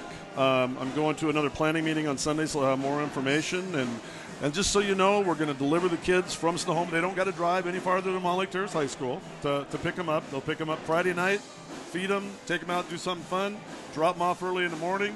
They'll be back on Saturday night at Terrace, and they will have eaten dinner and all that good stuff, and spend one more night with them, and then we'll take them back up to Terrace Sunday morning. So great. So a great way to help out the kids, and these are ASB kids for the most part, so they're very responsible. And I kind of put on my defensive side of things because, I'm lucky enough to be both activities and athletics because I can be both sides. And what I don't think a lot of people realize is all the activities that are planned for any of the athletic teams come from the group of ASB kids. Right. Now, they include athletes too, don't get me wrong. But there are a lot of kids from a lot of different backgrounds and activities. We're one of the high schools that has over 45 activities for kids involved other than athletics, so we're pretty proud of it. Excellent. So, again, contact Kim Stewart at Mountlake Terrace High School. I guess the easiest way to get your email address is just to go to the Mountlake Terrace website, type in Kim Stewart, and help out. We could certainly use it, and these kids could use it, and it's for a great cause. So, again, Kim, thank you very much. You're welcome, man. Good to have you back. Thank you. Good to be back. All right. Thanks. And I'm going to take your headphones from you there, as I think as we're doing this on live TV. We had Aaron Swaney out in the hallway a minute ago. Don't know if he's still there or not. While we wait for Aaron, I'm going to do some stats here. I think we can get him here in just a minute here. As Aaron Swaney from the Everett Herald, who's covering the game tonight. We're going to try to get his assessment of the game. Just to give you some quick stats there. Again, it's 20-6 at halftime. Stanwood in the lead. Mountlake Terrace actually has the yardage advantage right now, 148 to 143. Stanwood again with 7 first downs to Mountlake Terrace's 5 first downs. The big difference in this game right now, as we mentioned earlier, it's the long ball. Stanwood has scored on 2 touchdown passes of 30 yards or more, and then their third touchdown was set up by a 35-yard pass down to the 10-yard line. Both of those leading to all 20 points, and consequently, Stanwood with a 20-6 lead right now on your Mountlake Terrace Hawks. Some other stats here for you, just looking individually for the Hawks. Chance Ragsdale, 10 carries for 34 yards. Annie Clossy, 3 carries for 38 yards. Ryan Lacoste, 7 carries for 29 yards. We knew we were going to be seeing a heavy dose of all 3 of these guys tonight. So far, so good. They've moved the chains a little bit. Unfortunately, the turnover bug's hitting the Hawks a little bit, and we have not been able to convert these into points. See if we can continue this in the second half, and as we mentioned a while ago, cut down on the long pass, get these guys going on the offensive side of things. We could get back in this ball game very quickly. And, again, we're kind of doing this on the fly. I think we're not going to have Aaron Swaney now. We're going to call him. Oh, there he is. Aaron Swaney, why don't you come on in here real quick? Perfect. Once again, if you watched our pregame show, you know who this guy is. The prep editor for the Everett Herald, covers about 30 different teams in the area. Sure. And a guy who gets around to a lot of games, and we're not always fortunate enough to have you in our stadium. We got you tonight, so we thought we'd put you to work at halftime. Talk to us a little bit about what you've seen here in the first half so far. Well, it's the first game, isn't it? It's kind of ugly. Turnover-wise. Yeah, 6 total turnovers, and then Terrace 2 turnovers on downs. Just kind of early jitters, it looks like, for everybody.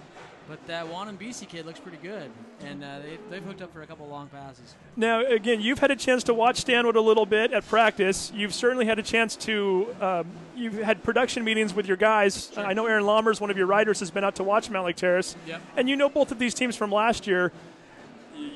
Being one of the more informed guys about high school football in the area, can I call you that? Sure. And knowing what you do about this game coming into it, any surprises for you thus far? Anything that you've seen that you maybe were not expecting? Yeah, I actually picked Terrace to win this. I thought they'd be coming out a little stronger in this. I thought Stanwood would actually get off to a little bit of a slower start.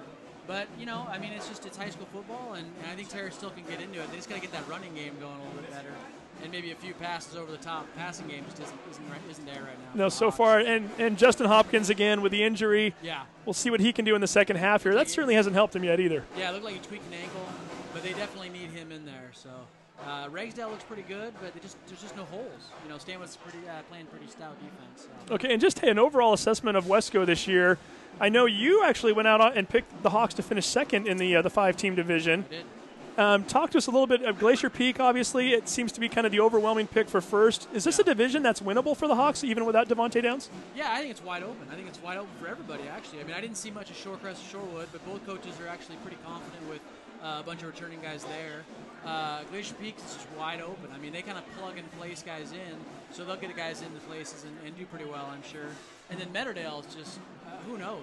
I mean, they could be anything. Meadowdale could be a team that goes out and loses just a couple games, or they could just really struggle at the beginning trying to pick up that spread offense and leave it wide open for anybody. New coach this year is Mark Stewart, who had been there for, I believe it was 14 years, stepping down to take the job at Garfield, and now Mike Don, who was the coach at Linwood for 2 or 3 years, is now the head coach. Yeah, and then he went to Brewster and then came back and is now coaching Meadowdale, bringing in a whole different system and everything. They're going to have the athletes. They got good athletes. Just how do they kind of work their way back into that system, and how fast can they get up to speed on it? So again, Aaron Swaney, you can read him in the Everett Herald and read his writers for that matter as well. Herald Preps, I believe, is your Twitter handle for the at Herald Net Preps. At Herald Net Preps, and then also your own personal Twitter handle, which you tweet from a lot. Yeah, it's at Swaney_Aaron79, and then there's also at Aaron Lammers, you mentioned earlier, and at David at Kruger_David is David.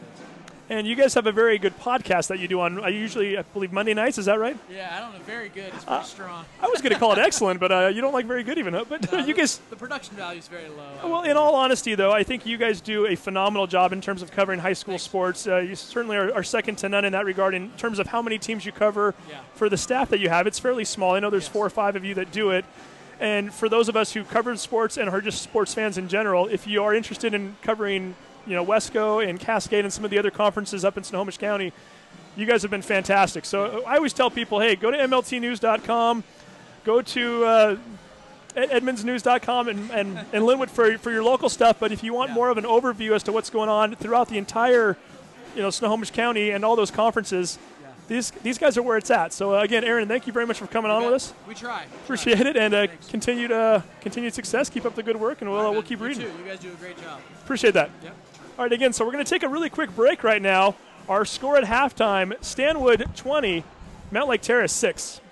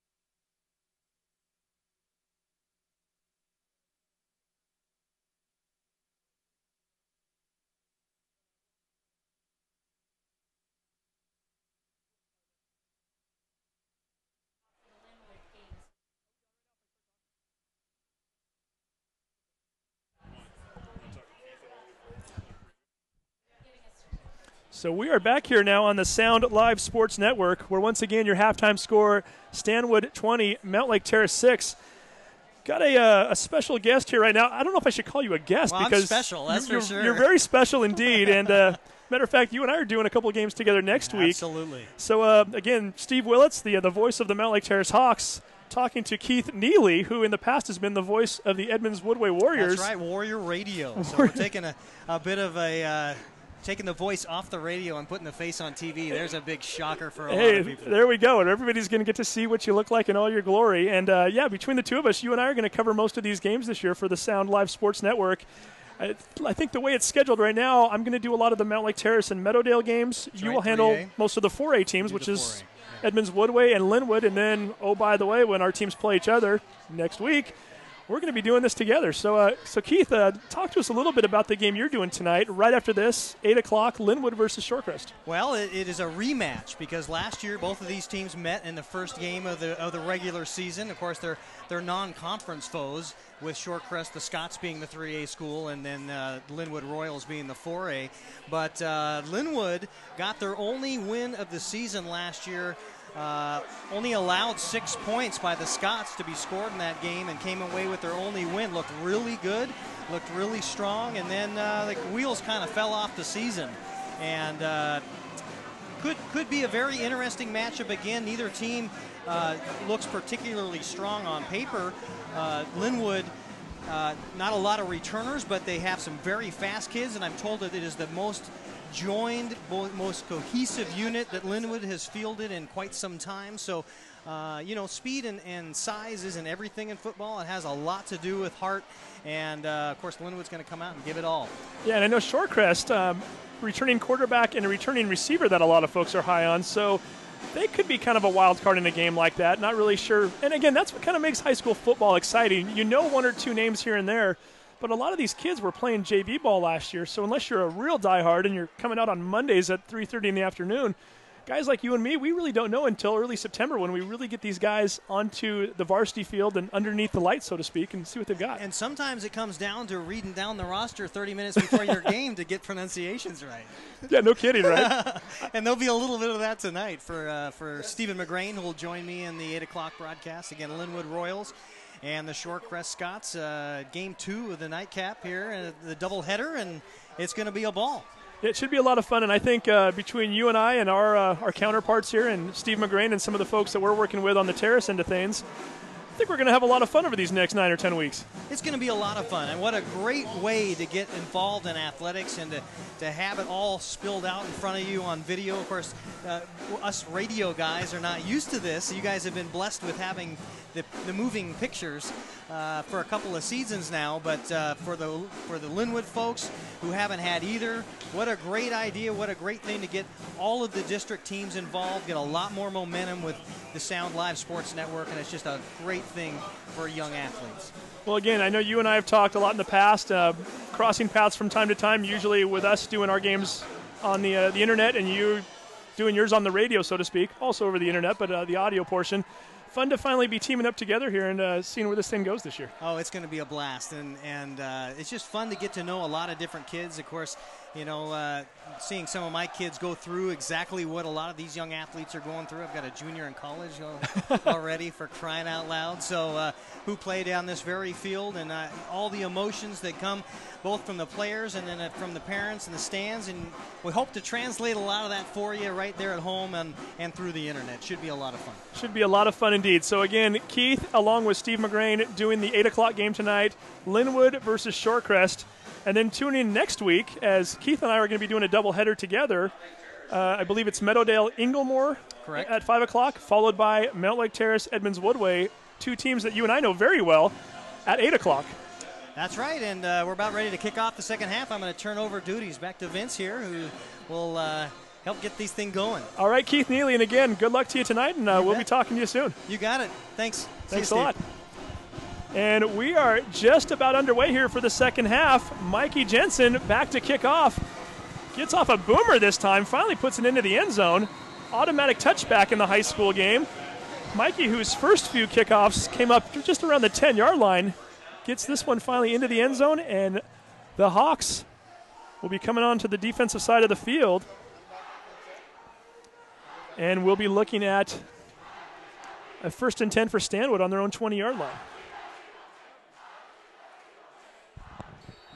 Well, we knew that the Spartans were going to get the ball here to begin the second half, and if the Hawks can do anything here to keep them in their own end of the field here and no points on the board, that would be huge, because if you get down 3 scores, it's tough. Drew Wright takes the snap. Handoff right away going up the middle. That's number 14 again, Colin Hood. Interestingly enough, Hood did not carry the ball in the first quarter. Didn't really see any of him until late in the second quarter, and now he starts off the third quarter of play. Wondering if maybe the Stanwood coaching staff didn't see something that is maybe a strength of his that he can exploit in this Mountlake Terrace defense as he takes the first carry here in the third quarter. So 2nd and 5, Stanwood on their own 25-yard line. Right, hands off to Hood once again. Bates coming through, slows him up a little bit, and he's finally tackled by both Jevin Pawnui as well as number 5, Mikey Jensen. Well-read play there defensively, and that's what the Hawks have got to do. They've got to keep Stanwood on their heels. The only danger, Steve, is that 3rd and long, that usually means a pass, and Stanwood has been just devastating with the deep ball today. Yeah, 3rd and 6 here on their own 24-yard line. Interesting to see Jensen, the sophomore, back there playing safety right now. Yep. And again, part of that due to Jonathan Williams being injured. And part of that might just be due to the fact that the coaching staff looking to make some adjustments after being burned a few times back there tonight. Right, looking over to his right, being pressured, scrambles away from it. He's going to throw deep.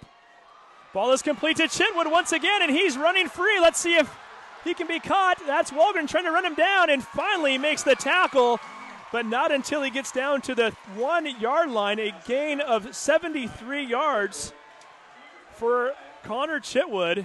And just like that, Stanwood threatening to go up even more here as they've got 1st and goal on the 1-yard line.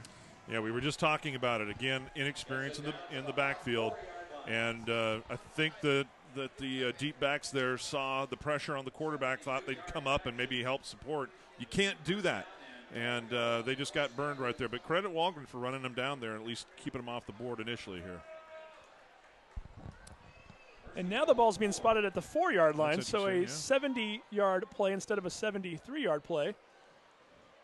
Right, takes the snap. We get a quick whistle. Somebody may have jumped there. Let's see what the call is.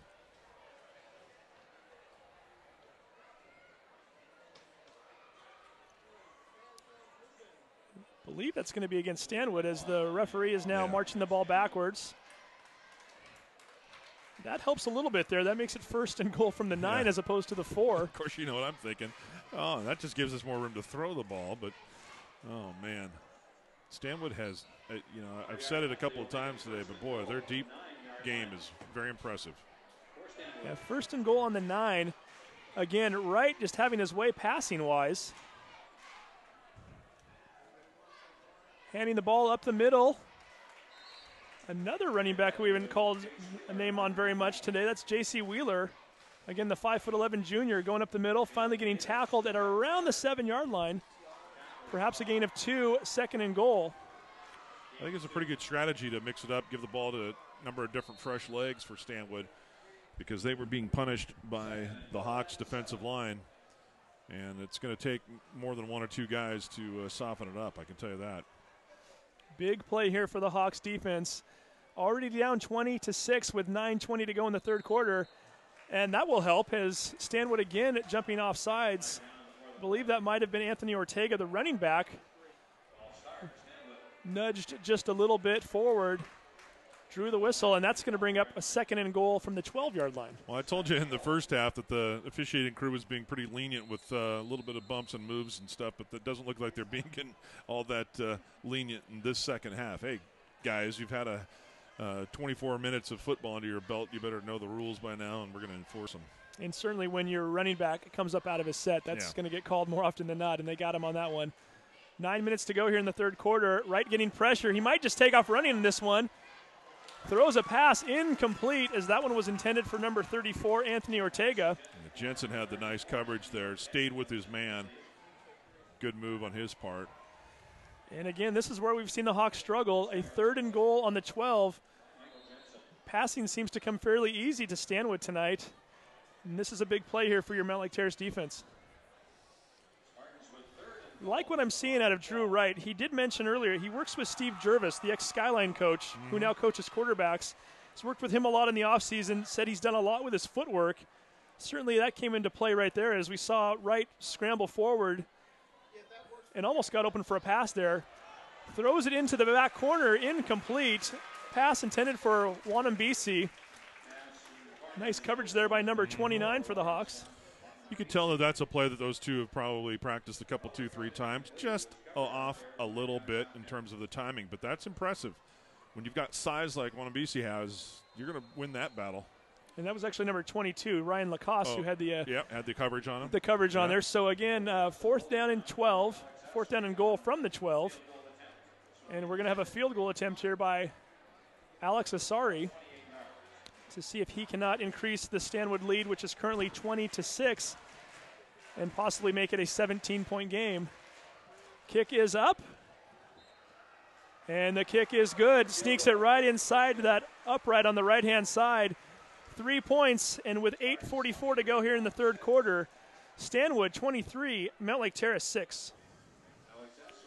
You are watching the Sound Live Sports Network, brought to you by the Edmonds School District Career and Technical Education Department at Mountlake Terrace High School. Students from the broadcast production class and the Hawkeye are learning the art and craft of broadcast sports production, sports reporting, and sports announcing by bringing you these live internet broadcasts. If you are a high school student in the Edmonds School District, you too can participate in these broadcasts. CTE offers an intra-district broadcast field production program. All you have to do is contact our executive producer, Angelo Camo, at Mountlake Terrace High School for more information. We'd also like to thank our pregame sponsor, Dewar Meeks and Ekram. Dewar Meeks and Ekram CPAs, conveniently located in downtown Edmonds and Marysville for all of your individual and business year-end tax planning and preparation needs. Call Mike today for a free 30-minute consult or visit them online at dmecpa.com.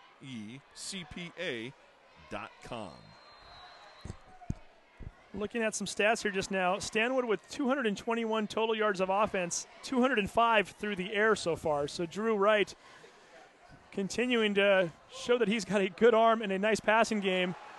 Speaking of Stanwood playing well there, Lawrence Wanambisi showing that he's a lot more than just a receiver. Yeah. He's been making some nice plays on defense and then barrels through on special teams there. Takes Ragsdale down. And the Hawks are going to start this possession inside their 20-yard line on about the 19. You know, between Wright and Wanambisi, those are two very impressive athletes here for Stanwood. And they've definitely come to play tonight and have shown why they were standouts in the summer and spring camps. Hopkins still in the game. A little pitch out to Ragsdale, trying to find room along the left-hand side. Finally gets out to that corner and barrels through for a few more yards before he finally is pushed out of bounds right about at the 27-yard line. Might even call that the 28, a gain of 8 yards. 2nd and 2 for the Hawks.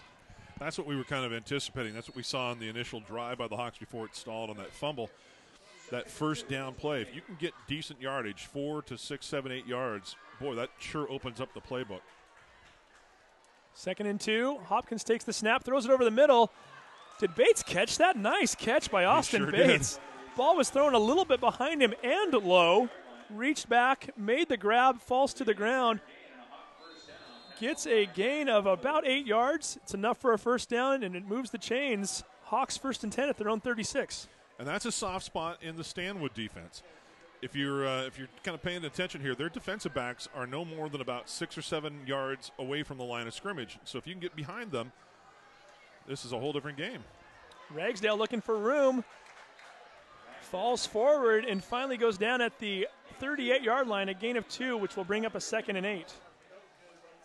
Steve, we saw the same exact defensive plan last year from Stanwood, and on a couple of occasions the Hawks were able to exploit it with some passes in the middle, and that's the other soft spot in their defense, not just deep but in the middle, and the Hawks have yet to really exploit that. But that was a nice pass to Austin Bates a couple of plays ago. Let's see if we can keep that going.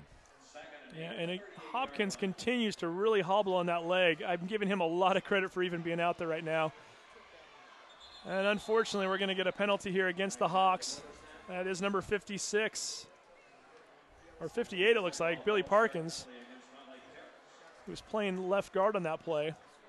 It's going to push the ball back 5 yards, back to the 33-yard line, and we've got a 2nd and 13.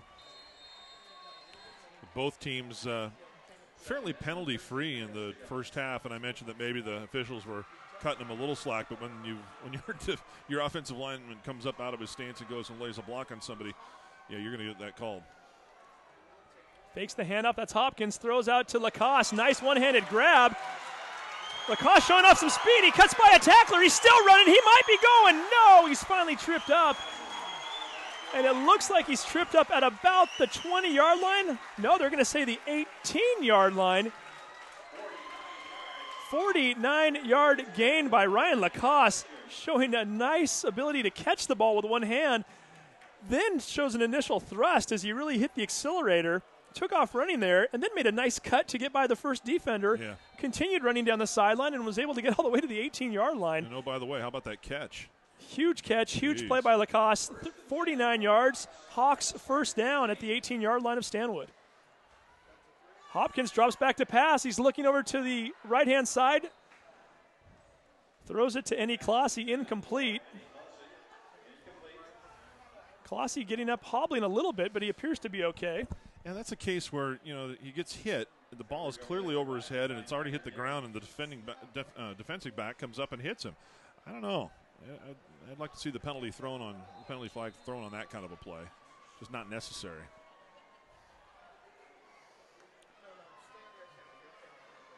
Hawks in their wing tee set here. Nobody on the wideout spot.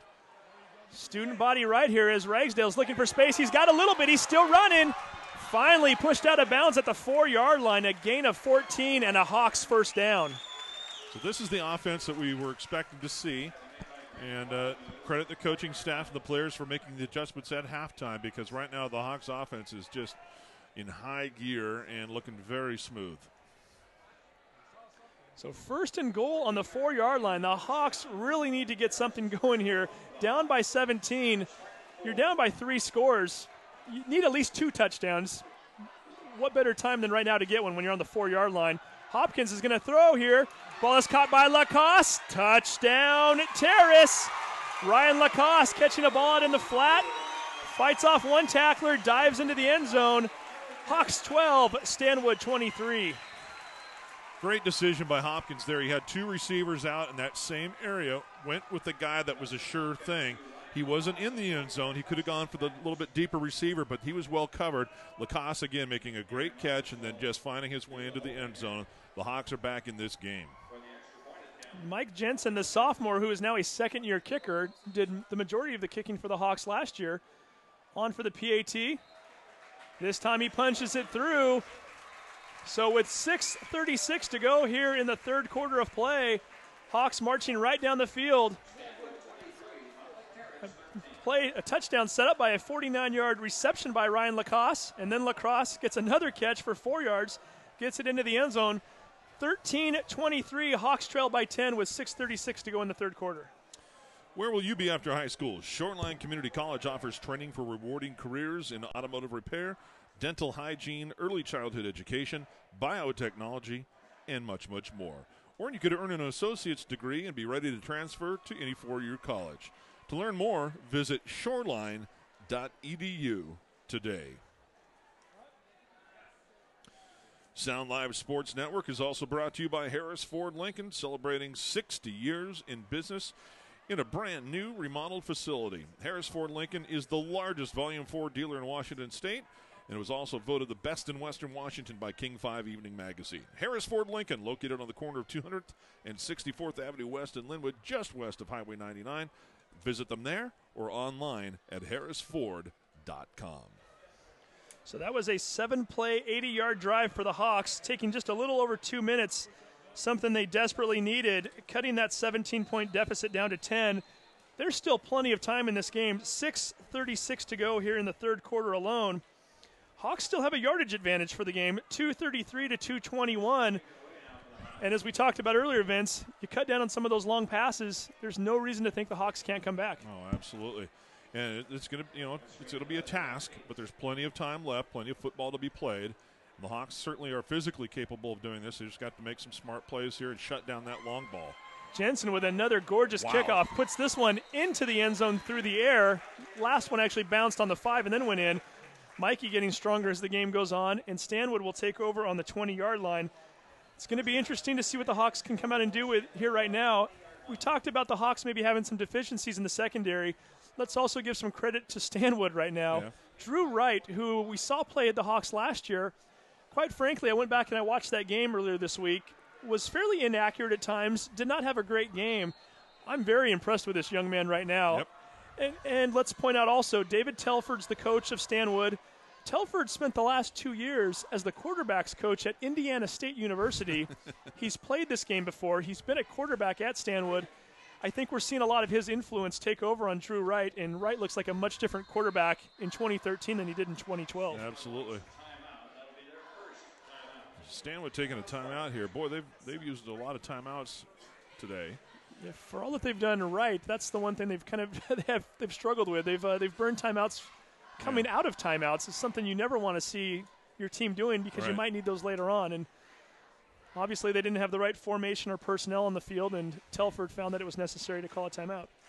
Hey, if you're hungry before or after the game, visit Sorelli Pizza, located at 44th and 224th in Mountlake Terrace, just south of the campus, Mountlake Terrace High School. Enjoy the best pizza in Snohomish County while watching your favorite sports on the 4 50-inch plasma TVs. You can dine in or you can take out. They are open Tuesday through Sunday, starting at 11:30 a.m. Call them at 425-670-8600. You can check them out online at SorelliPizza.com. Very quick timeout here as once again Stanwood looking at a 1st and 10 at their own 20-yard line, currently leading the Hawks 23-13. Did they just call another timeout? Wow. Unbelievable. Stanwood calling their second timeout in a row, coming out of a kickoff of all things. I've seen a lot of things, Steve, but I've never seen that happen. And you know who this works out for the benefit of? Absolutely. Our sponsors. Yeah, absolutely. It's It works perfect. out. It's perfect for them. In fact, I'm not so sure that Action Jackson didn't call that timeout. Action Jackson Plumbing? Absolutely. Have you seen their trucks out on the road, by the way? Not only have I seen their trucks, I've seen them on billboards on buses. That's They're doing business. Well, let's give them some little credit here because they've been a sponsor now for this in our second season. Clog, drain, or other plumbing problems, call Action Jackson Plumbing for 24-hour service. Owned by a lifetime Edmonds resident and, oh, by the way, an Edmonds Woodway grad, Action Jackson is the drain cleaning specialist, unclogging most internal drains for just $99 plus tax. Call 425-877-5601 or go online to actionjacksonplumbing.com. I always give a little beep whenever I see their truck, as I am often in Edmonds and see them. I wonder if they think I'm just harassing them. I'm actually thanking them. It could be, or maybe they think that you've given them business in the past and you're showing your appreciation by giving them a honk. There you go. Something we haven't seen very much today, unlike you seeing the Action Jackson trucks, a Drew Wright incomplete pass. That's and, right. We could use a few more of those as well. Throwing out into the flat there, skips the ball to his receiver. 2nd and 10 at the 20-yard line. And it can't say this enough, a big defensive possession here for your Hawks, who really need to get this ball back. Still trailing by 10 with 6:32 to go in the third quarter. Hood kicking the handoff and immediately tackled by guess who? Jalen Pawnui. Not Jalen. That's Or, Jevin. I'm sorry, Jevin Pawnui. Jalen, if you're listening, gave you a little bit of love there. I'm surprised I don't do that more often. I know. We've had Jalen up here in the past, That's and true. a good football player in his own right. Yeah. Much smaller A little player than his smaller. brother, but Jevin Pawnui coming through there. Oh, man. Jalen, I think, would still be in the secondary on that play. Yeah. But Jevin just showing some brute strength there, just pushing right through his guy, meeting Mr. Hood in the backfield as soon as he touched the ball. 3-yard loss, 3rd and 13. And as we've said, this is where the Hawks have struggled. Let's see what they can do here on 3rd and long. Right, looking over to his right. He's going to throw deep. Incomplete. Overshoots his receiver. That was Drew McDonald. Any Clossy on the coverage, and that will bring up a 4th and 13. You know, definitely not on the same page there, Wright and his receiver, because the receiver cut the route off, and Wright was thinking he was going to keep going down the sideline. But, boy, the Hawks, you couldn't have asked for a better series defensively, not just from what you did, but from what your opponent just did to themselves. They called 2 timeouts and got a net -2 yards in that series. And this is the second half, and those timeouts become huge in this game. I was just going to say we'll take that every time, but then I realized that you don't get 2 timeouts every possession, so we won't take that every time. But the -2 net sounds pretty good. Yeah, absolutely, it does. Yeah. Punt is off. Lacoste waiting for it. Is going to let it bounce.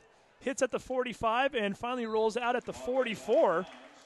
That is a net of 39 yards on the punt. And the Hawks with not bad field position here, certainly better than they had on the last drive, on their own 44-yard line. And the sun is making its presence known right now. That's the bright thing up there, I think. Right. And seeing that all indications and all predictions were that we were going to have rain tonight, I know it. we will gladly take that bright thing up in the sky. And it's not too hot, which is kind of nice, too. Yeah. I think that was one thing that Terrace struggled with against Stanwood last year. Yeah. Played them on an August 31st night up in Stanwood. It was humid, man. It was a very humid night, and there was a lot of cramping, and the players got very tired in the fourth quarter. Hopefully that doesn't hold true tonight. Nice run there by Ragsdale. Goes up the middle, spins off of a couple tackles, and finally falls forward to the 49, a gain of 5. So we'll see if the Hawks offense can keep everything moving here as it did in the last series of downs. 2nd and 5. Justin Hopkins continues to hobble. Back in that shotgun formation, he drops back to pass, throws it over the middle, throws it right into coverage, and unfortunately number 24 picks that off. That's Guadamoose. And he's still not tackled. I thought he was going to be brought down. Fights his way through a few tackles, gets ahead to the 43-yard line of Mountlake Terrace, and there's a flag on the field. Yeah, it was a brutal clip, and you just hate to see that. And it was going to be an obvious block in the back, but why the young man just didn't pull up. So it'll be 15 yards back from that, but Hopkins went to the well just one too many times there in the middle and just threw it into very thick coverage. Yeah, I was going to give him credit initially for looking off the defense. He did look to his left, came back to the middle. Unfortunately, there were about 4 players waiting for him on that play. Yeah. Austin Bates, very much outnumbered down the field there, tried to thread the needle there, and there was just nowhere to go with it. So the 15-yard penalty for the clip there helps the Hawks a little bit, but boy, another opportunity missed as the Hawks were in Spartan territory. And, oh, no, wait a second. I'm pretty sure that the personal foul should be 15, not 10 yards, right? It's a clip from where it happened, so I believe they're going to mark that 10 from yards there. Okay, 10 yards so they from called there. it a clip, not a personal foul. I believe so. Okay. Either way, 35-yard line for Stanwood at their own 35-yard line. 4:52 to go in the third quarter. Stanwood 23, Mountlake Terrace 13. Right looking deep over the middle.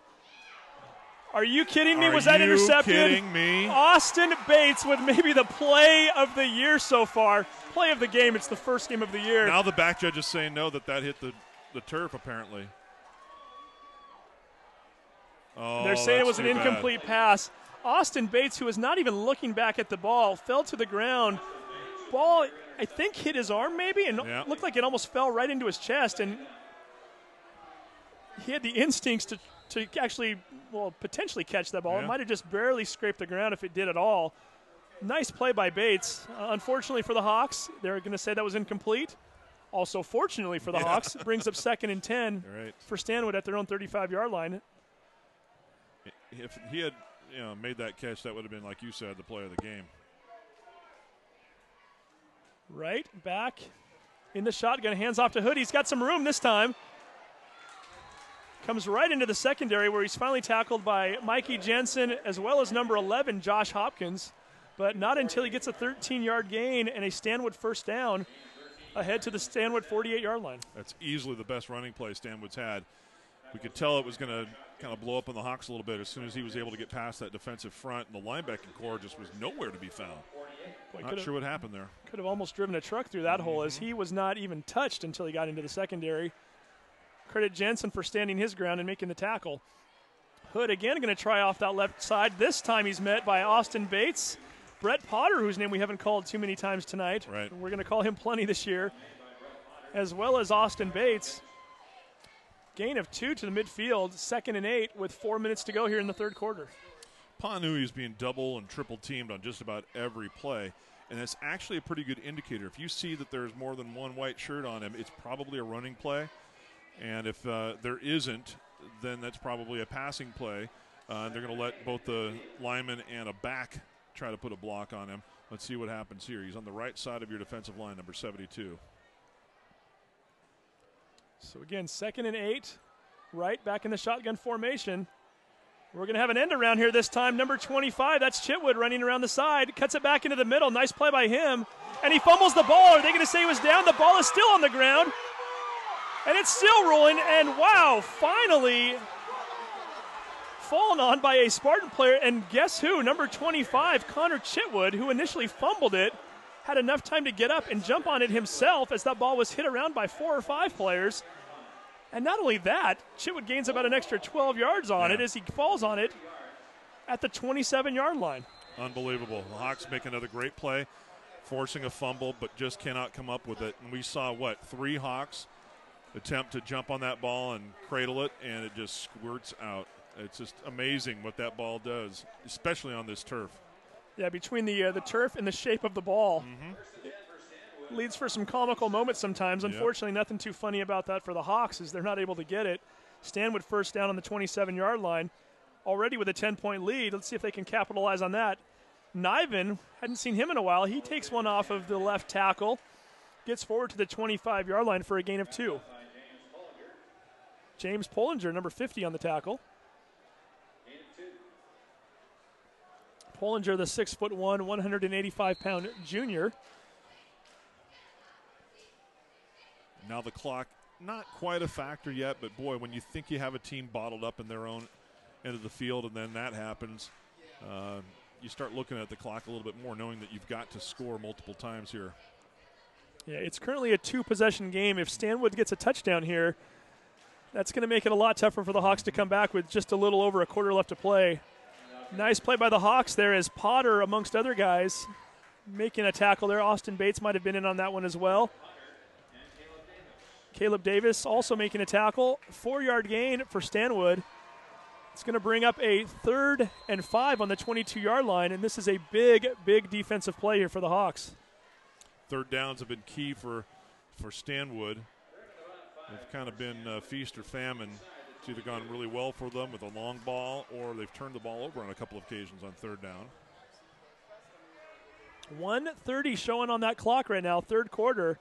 Wright takes the snap, looking to his left. Takes off. He might run this one. Finds an opening and lunges forward for a 1st down. Is finally tackled by Josh Hopkins at the 14-yard line. A gain of 8. Pretty well-designed play. Lots of options for the young man.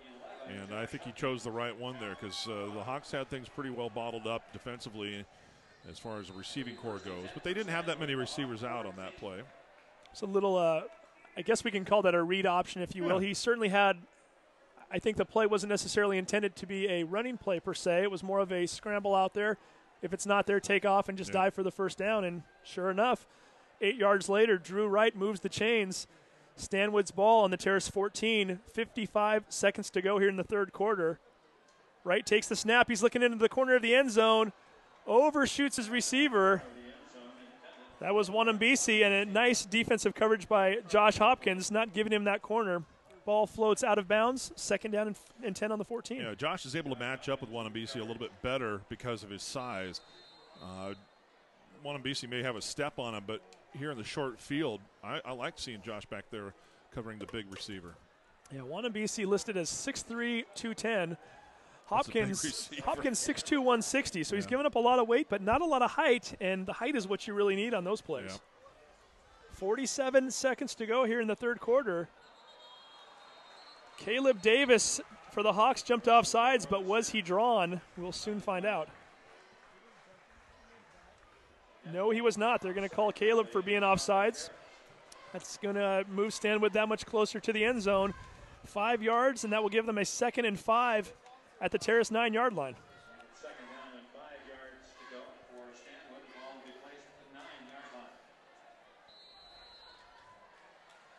And again, if you can hold these guys to a field goal here, big if right now, but if you can do that, you keep it within a 2-touchdown game, and going into the final quarter, that's not a bad place to be. Certainly a touchdown, though, would do a lot of damage. Nice running play there by Hood.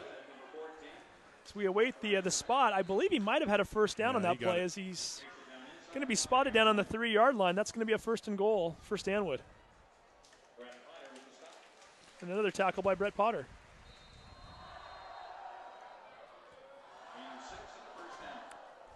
Clock continuing to run here. 35 seconds to go in the third quarter. Drew Wright, the quarterback for Stanwood, who's having a very good night for himself thus far, takes the snap, hands off to Hood, trying to find room in the middle. Gets a little push from his line. It's going to be close. And they're going to say he was tackled just a little bit short of the goal line, maybe a half yard from the end zone. And that will bring up 2nd and goal. And that's going to be the final play of the quarter as we watch the clock tick down from 5 seconds. 4, 3, 2, 1. And we are through 3 quarters of play here at Edmond Stadium. Again, Stanwood threatening to score again, and they currently have the lead 23-13. Fans, if you're hungry before or after the game, visit Sorelli Pizza, located at 44th and 224th in Mountlake Terrace. Enjoy the best pizza in Snohomish County while watching your favorite sports on their 4 50-inch plasma TVs. You can dine in or take out. They are open Tuesday through Sunday at 11:30 a.m. Call them today at 425-670-8600 or visit them online at SorelliPizza.com. If you have a clogged drain or other plumbing problem, call Action Jackson Plumbing for 24-hour service. Owned by a lifetime Edmonds resident and Edmonds Woodway grad, Action Jackson is the drain cleaning specialist, unclogging most internal drains for just $99 plus tax. Call them at 425-877-5601. And, of course, you can visit them online at actionjacksonplumbing.com.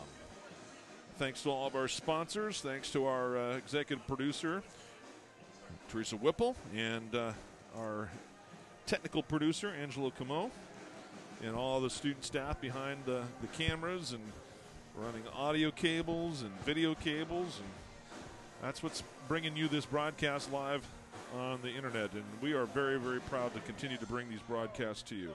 Year number 2 for us. That's right.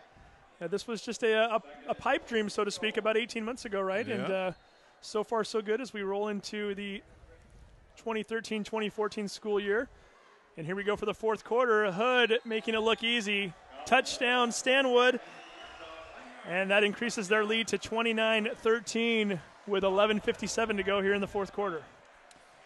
Well, that's going to make it really difficult for the Hawks now. They've certainly got their work cut out for them. I guess the only good part of that is that they didn't burn up much of the fourth quarter there. 3 seconds, you're right. So you got just that much more time in the fourth here to try to work things out.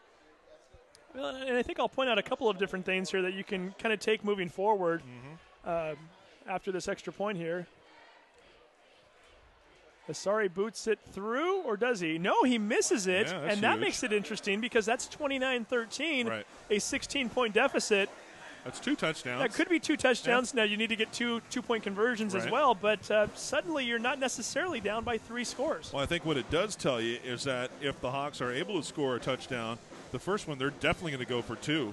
I mean, that pretty much will then dictate what you're able to do after that. I mean, if you don't get it, then it's a 3-score game. If you do get it, well, that opens up some other possibilities. So you're right. That's huge.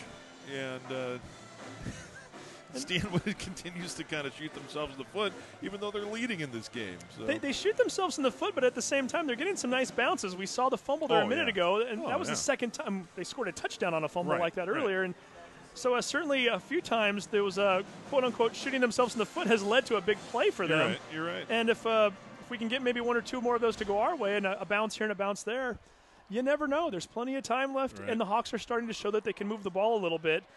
It's going to get interesting now, though, as we do have 238 yards of total offense. Ragsdale's ran for 63 yards, and if Hopkins can get the passing game going, hey, we'll see what happens.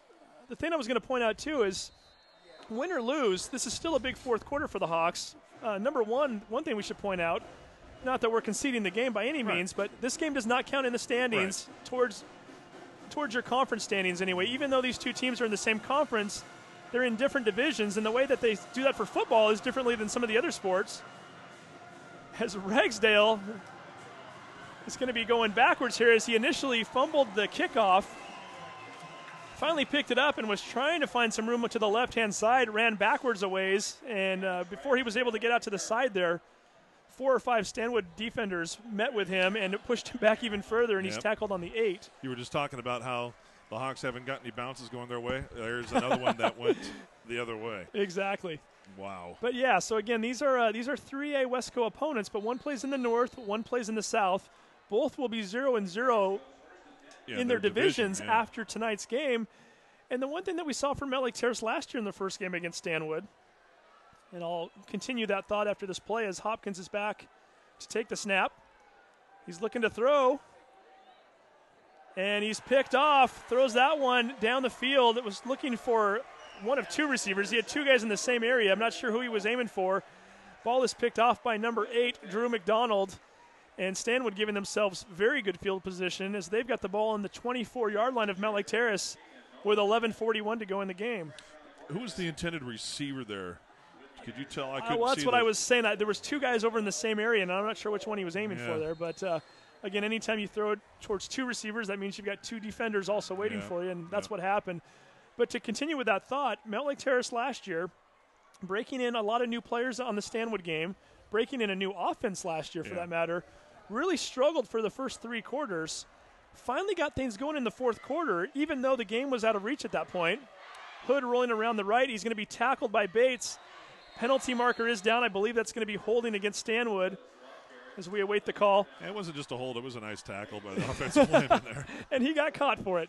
So anyway, last year, Mountlake Terrace getting a couple nice drives going at the end of the game, getting into the end zone at the end of the game, and consequently what we saw was a carryover into the next week. They went up against Edmonds Woodway. They lost the game, but they were able to put up 29 points, and the offense really got clicking after that, and I think a lot of that had to do with some of the time that was put into that fourth quarter against Stanwood. We might see something similar tonight. We've got a brand new quarterback, running backs who really didn't get much time at the varsity level last year, along with receivers that are all new this year. Keep getting these guys the repetition, keep getting them the work out here. Let them maybe gel in the fourth quarter, and even if you don't win tonight, you take that into Edmonds Woodway next week. Yep.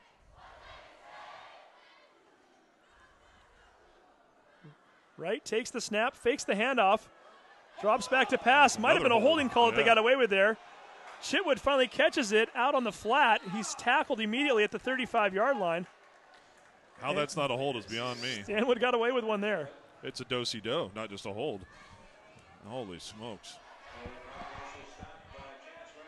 Chance Ragsdale making the hit there. No gain, or was it gain of about four there. Yeah, I'm sorry. I see where it's at now. That's going to bring up a second, and I believe that's a 20. Announcer calling it second and 19. 10:37 to go in the game. Stanwood 29, Mountlake Terrace 13. Stanwood again wearing the road whites with red helmets. They currently have the ball moving from left to right. And Drew Wright taking the snap again. He's going deep. He's looking for his guy. That's Lawrence Wanambisi. Overthrows him a little bit. Nice coverage by Ragsdale on the play. Yeah, just a timing route down the right sideline. It's a great play because if your man gets there, it's 6 points. If he doesn't, hey, no harm, no foul here. No problem, really. But just overthrown. Again, a nice timing play. You could tell those two must work together a lot because they're not that far off, and this is just the first game.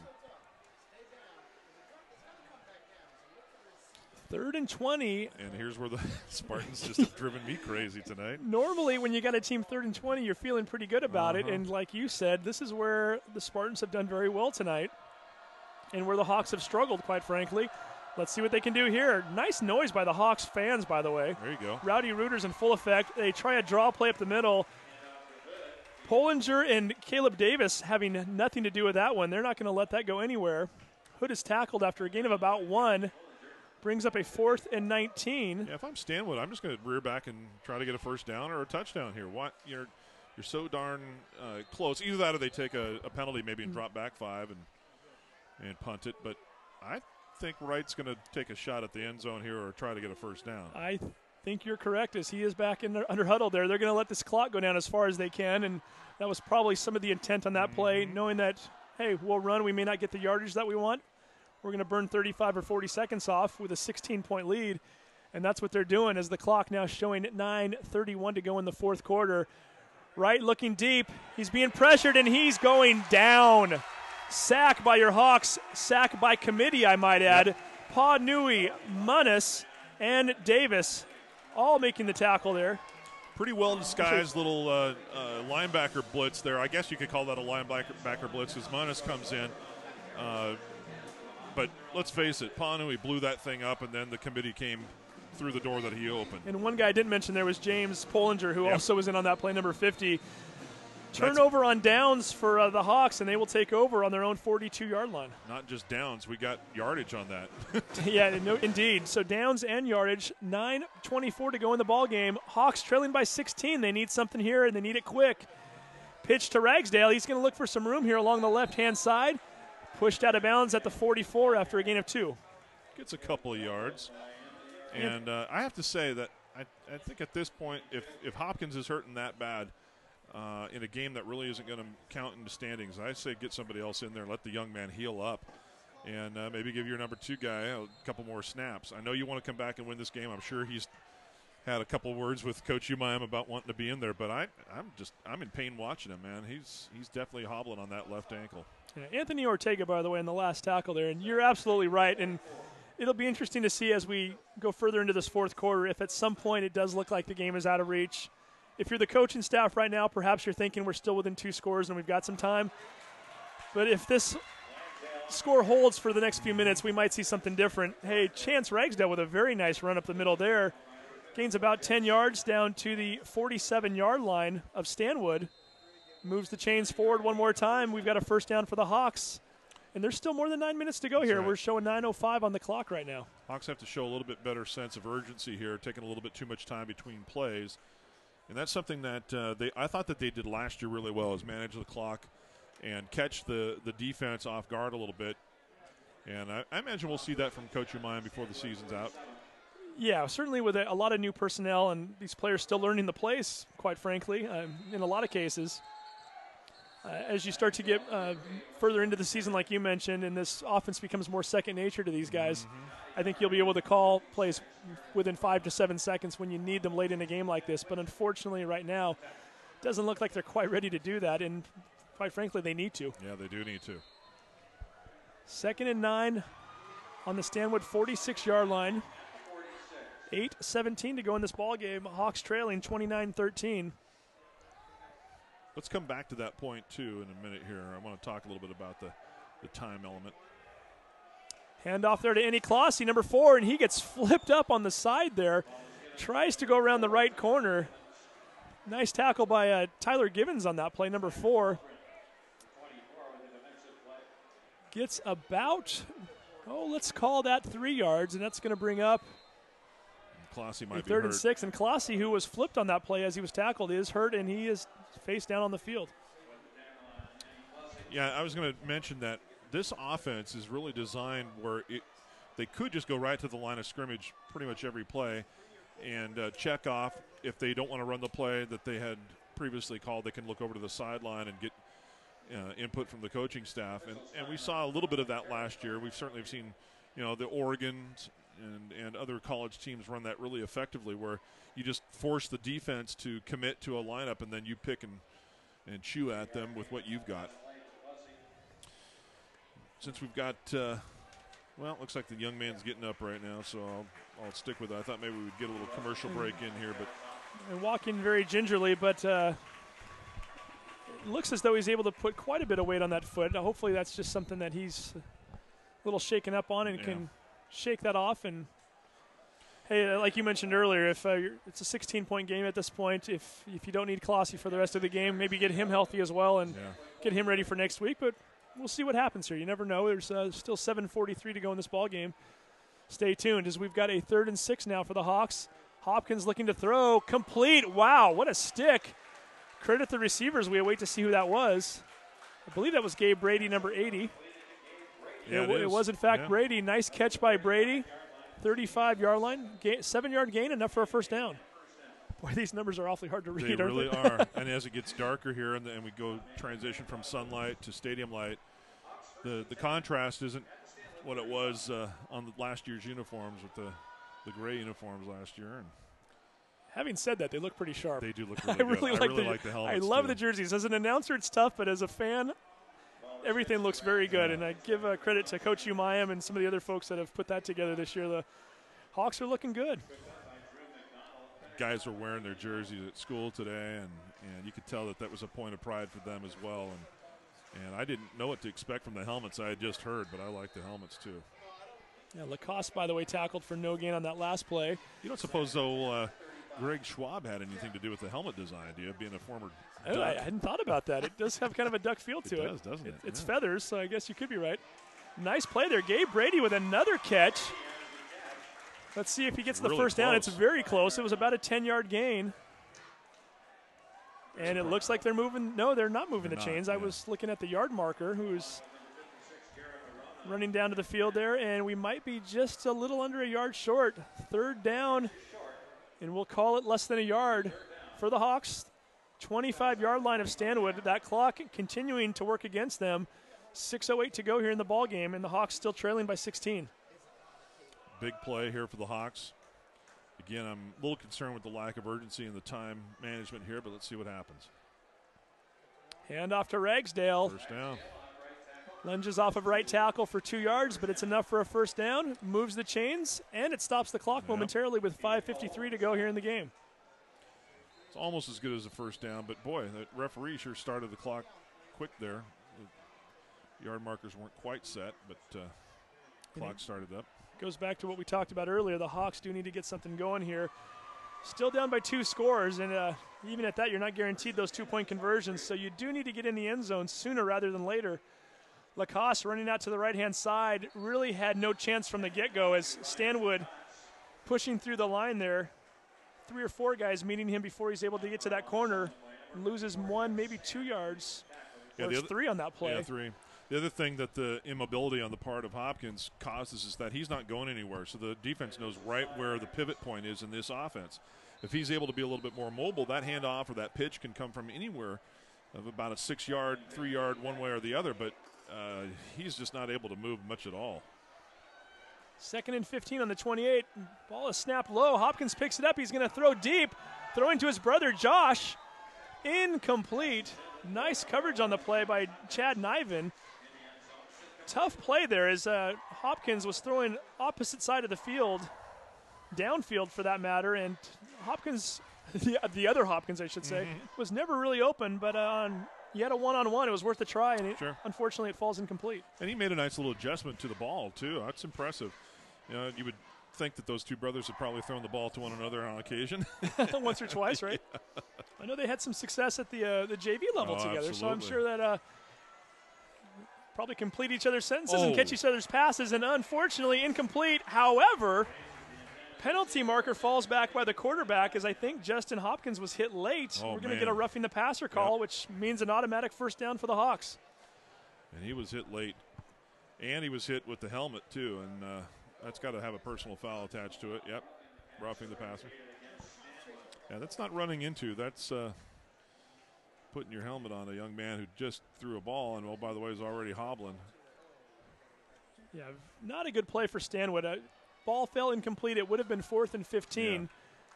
Yeah. And you just gave the Mountlake Terrace Hawks a first down and 15 yards closer to the end zone. Yeah, and stop the clock. And you stop the clock. So 4:45 to go in the game. Hawks now on the 14-yard line.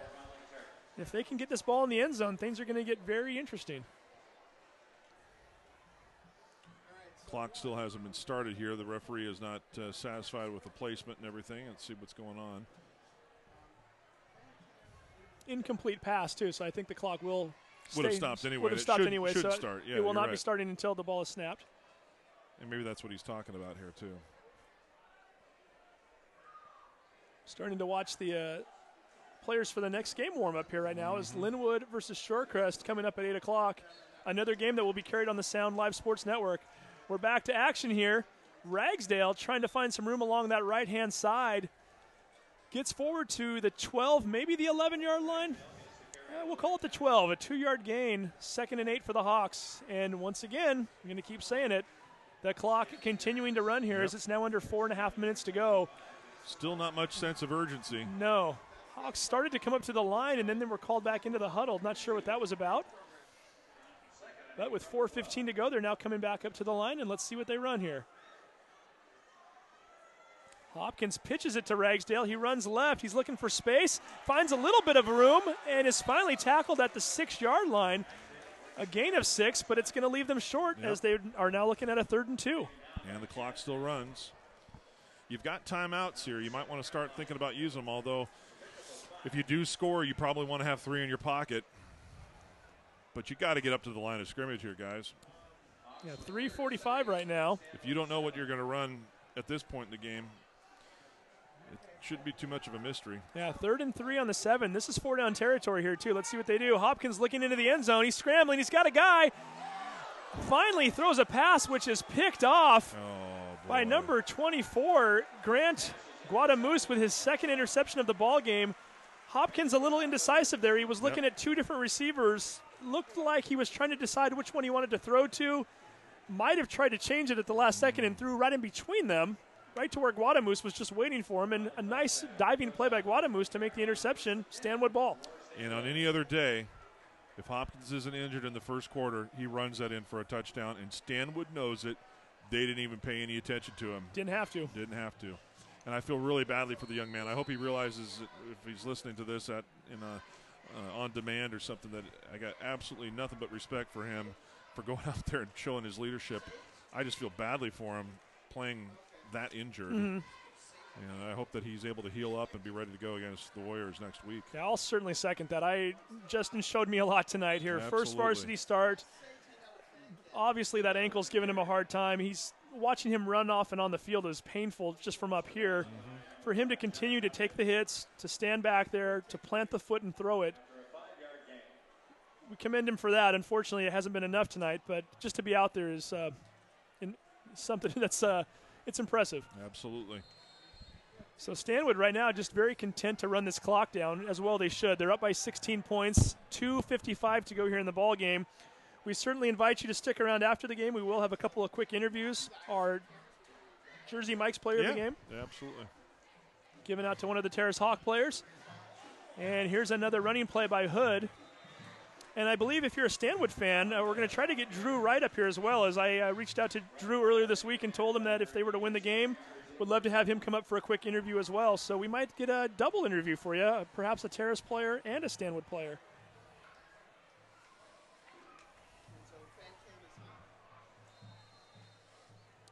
Got to make a decision here who we're going to call out as the player of the game. Doing that off the air now. We'll talk about it on the air too as well. As there's a few different options there. I'm certainly in the future we ought to do this. I'll go ahead and say it on the air right now. In the future we ought to say that a little bit earlier in the game, and then maybe start taking some tweets from some people, and that'll help us at least narrow things down. Not a bad thought. Yeah, I think we should do it. There's certainly a few guys who could get mentioned here, and one guy who I'm tempted to mention is Justin, just because of the fact that. Oh yeah. But I'll tell you why. Are you going to make him run? I was just going to say there's 2 reasons why I won't have Justin. One of which is because I think we're going to have a chance to get him up here later in the season. He's our quarterback. But the other one is we're not going to have him come up here with his ankle. This is up in the booth, and certainly I don't think that's a good idea. Yeah. So I will rule him out because of that. But hey, he's my player of the game just because he's out there. Absolutely. I commend him for that. But yeah.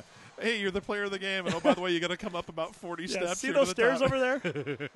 And by the way, people are coming up and leaving to come and go from the next game. So have fun fighting through that, Justin. Yep. As if the defense from Stanwood wasn't enough tonight. We're not going to have you barrel through 100 people there. You dirty dog. Right, hands off to Hood one more time. Is tackled by a few different Hawks. However, there is a flag down as we await the call. Might have been a little inadvertent face mask there. And certainly want to give some props to Stanwood tonight. Congratulations. Face mask on Stanwood, really? Personal foul, we'll take that. Yeah. Want to give some props to David Telford, the new head coach at Stanwood, getting off to a good start for himself here with a victory tonight, or soon-to-be victory. And I know that this, like I said, the Stanwood team, according to Drew Wright, the quarterback, told me that they just feel like it's more of a tight-knit group this year. It's players are all kind of coming together. They're supporting one another, and again, we can certainly start rooting for Stanwood now. They don't play in our division, and again, Drew's a really likable kid, and Coach Telford, a graduate of Stanwood, coming back home to coach his team there, and we'll see what they can do from here on out as they play Mount Vernon next week, and then they get the Stilley Cup against Arlington the week after, and that's the big rivalry game for them. You were going to say something there. Okay, I was having a little bit of trouble figuring out why Terrace refused the penalty, but I guess it advances the downs, and at this point the downs are more important than the yards. So, because that would have been 15 yards back, and I thought it was loss of down anyway, but apparently it was during the play. So still a 2nd and 15. 2nd and 13 now. Or 13 now. Yeah, because he did gain a couple of yards. But yeah, so for those Stanwood folks that are listening too, I know talking to Drew, that Stilly Cup is a very big deal to him. He said that means everything to them. Yeah, it's a game that when he was a ball boy during his junior high years, they won both years. Since he's been at the school, they have lost it each year, 3 years in a row. The last 2 games they've lost, I think it's like by 113-0. So they really want that one. And it's their first home game of the year in 2 weeks. So they'll see what they can do here.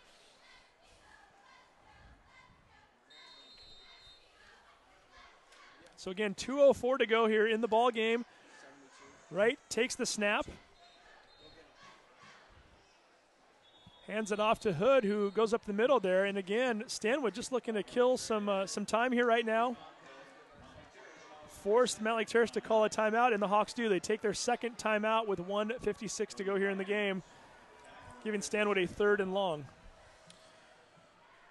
We've got some really good action coming up here. You know, folks, if you kind of follow the schedule here, it's the same exact schedule as it was last year in terms of who the Hawks play, but it's kind of been flipped in terms of home and away.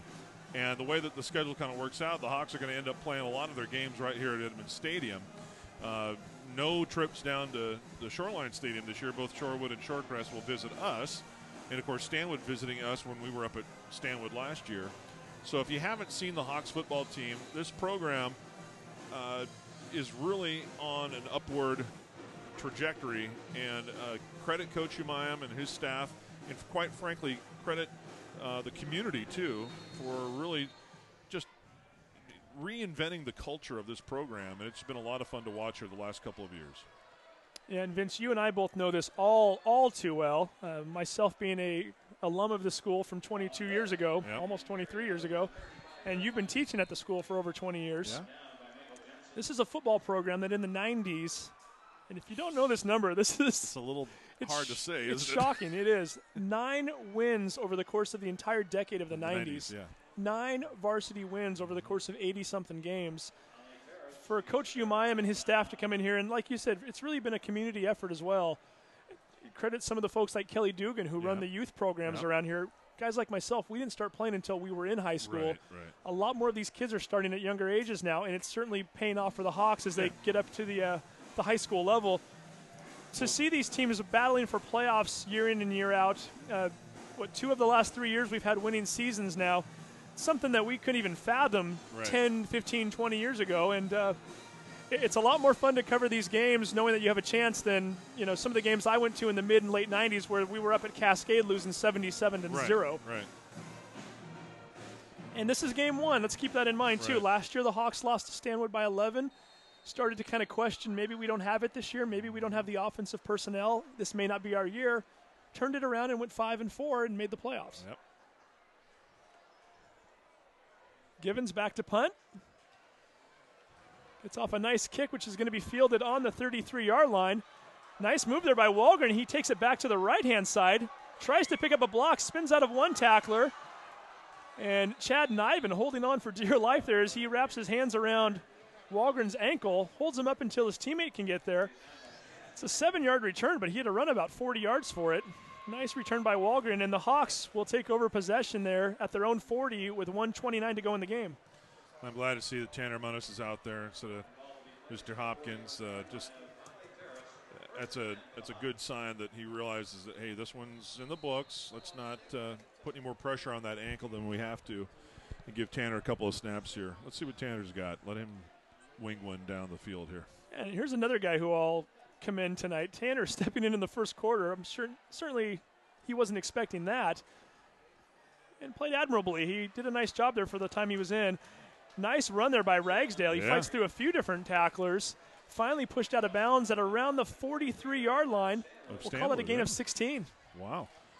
It stops the clock. He went out of bounds, and it's also a first down. Stranger things have happened, I suppose. The game's not over until it's over, right? No, it's not. 1:20 to go here. You could certainly get a couple quick scores, and you've got a shot. Not like that you're not, though, as Ragsdale tries to cut back to the left. loses a couple yards. And that's going to bring up a 2nd and 12, but more importantly, the clock now is looking at we're looking at 1:04 left in this game. Yeah. I think the Hawks have pretty much conceded it at this point as well. Let's just try to see if we can get things rolling and, again, pick up momentum for next week. Right. Having said that, next week, Mountlake Terrace here at Edmonds Stadium, Edmonds Woodway, the big rivalry game. Non-conference game is Edmonds Woodway plays at the 4A level, Mountlake Terrace plays at the 3A level. Yeah. But you and I both know that game means something to those players. It does. Anytime you're playing another school in your own district, it's got a little different feel to it. I'm not so sure that Edmonds Woodway is our natural rival. I think we tend to kind of feel Linwood is on the same side of Highway 99 as we are, and we kind of have a little less favorable view of our neighbors to the north. But I think it's a healthy rivalry amongst each of the 4 schools. Of course, with Meadowdale being also a 3A school, that game actually means something when you're playing inside your district. So it's always a little bit more smash mouth. So we'll see what happens. But Edmonds Woodway should be very good again this year. 22 seconds to go. This might be the last play of the game as Lacoste busting through a couple tackles and is finally brought down at the 31 for a gain of 11. Really like what I see from these running backs tonight. Again, it didn't get quite the results we wanted on the scoreboard, but Lacoste, Ragsdale, and Clossy at times, all looking very good. Again, you're always going to question the coulda, woulda, shoulda, and what would have happened if Devontae Downs was in this lineup. We're going to naturally do that all year, and we're going to do that for years to come, to be honest. But I like what I see from these guys, and hopefully we'll see more of it next week.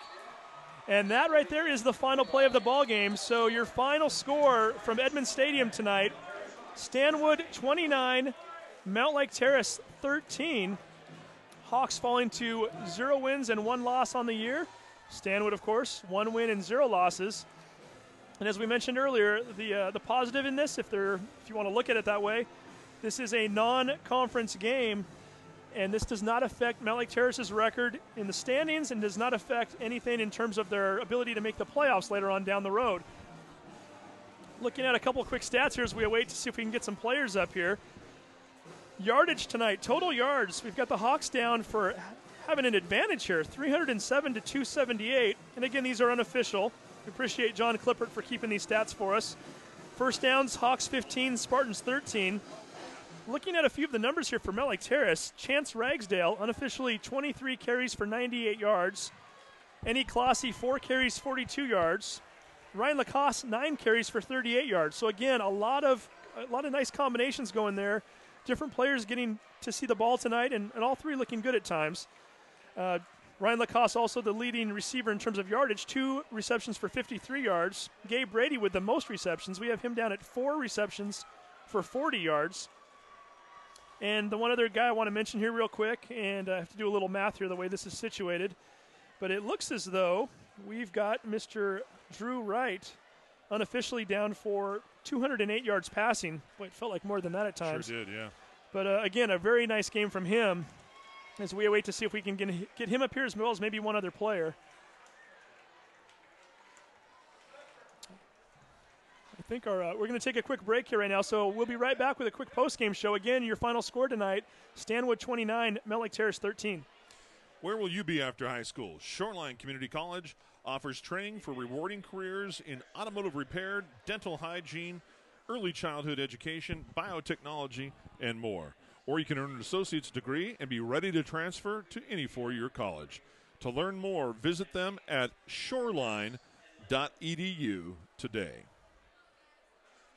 Sound Live Sports Network is also brought to you by Harris Ford Lincoln, celebrating 60 years in business in a newly remodeled facility. Harris Ford Lincoln is the largest volume Ford dealer in Washington State and was voted the best in Western Washington by King 5 Evening Magazine.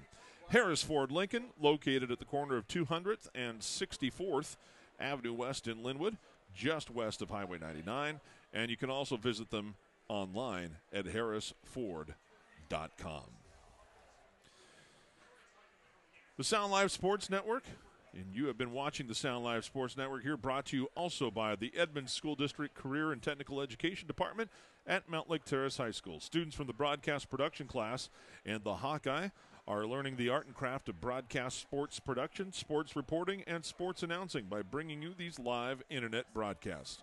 If you are a high school student, or if you know a high school student in the Edmonds School District, they can also participate in these broadcasts. CTE offers an intra-district broadcast field production program. All you have to do is contact Angelo Camo at Mountlake Terrace High School for more information. And we would love to have more students involved. This is a very unique opportunity. We certainly appreciate our community sponsor and partner, MLT News, My Edmonds News, and LinwoodToday.com, part of the My Neighborhood News conglomerate of online news resources, and Teresa Whipple does a great job there, and all of our sponsors for helping bring these broadcasts to you. We know that we've got people watching just about in every corner of the world. It's really kind of amazing to watch those Google Analytics and go, wait a second, who's watching us from Denmark or from the Philippines, or what's going on in South Africa that they're tuning in.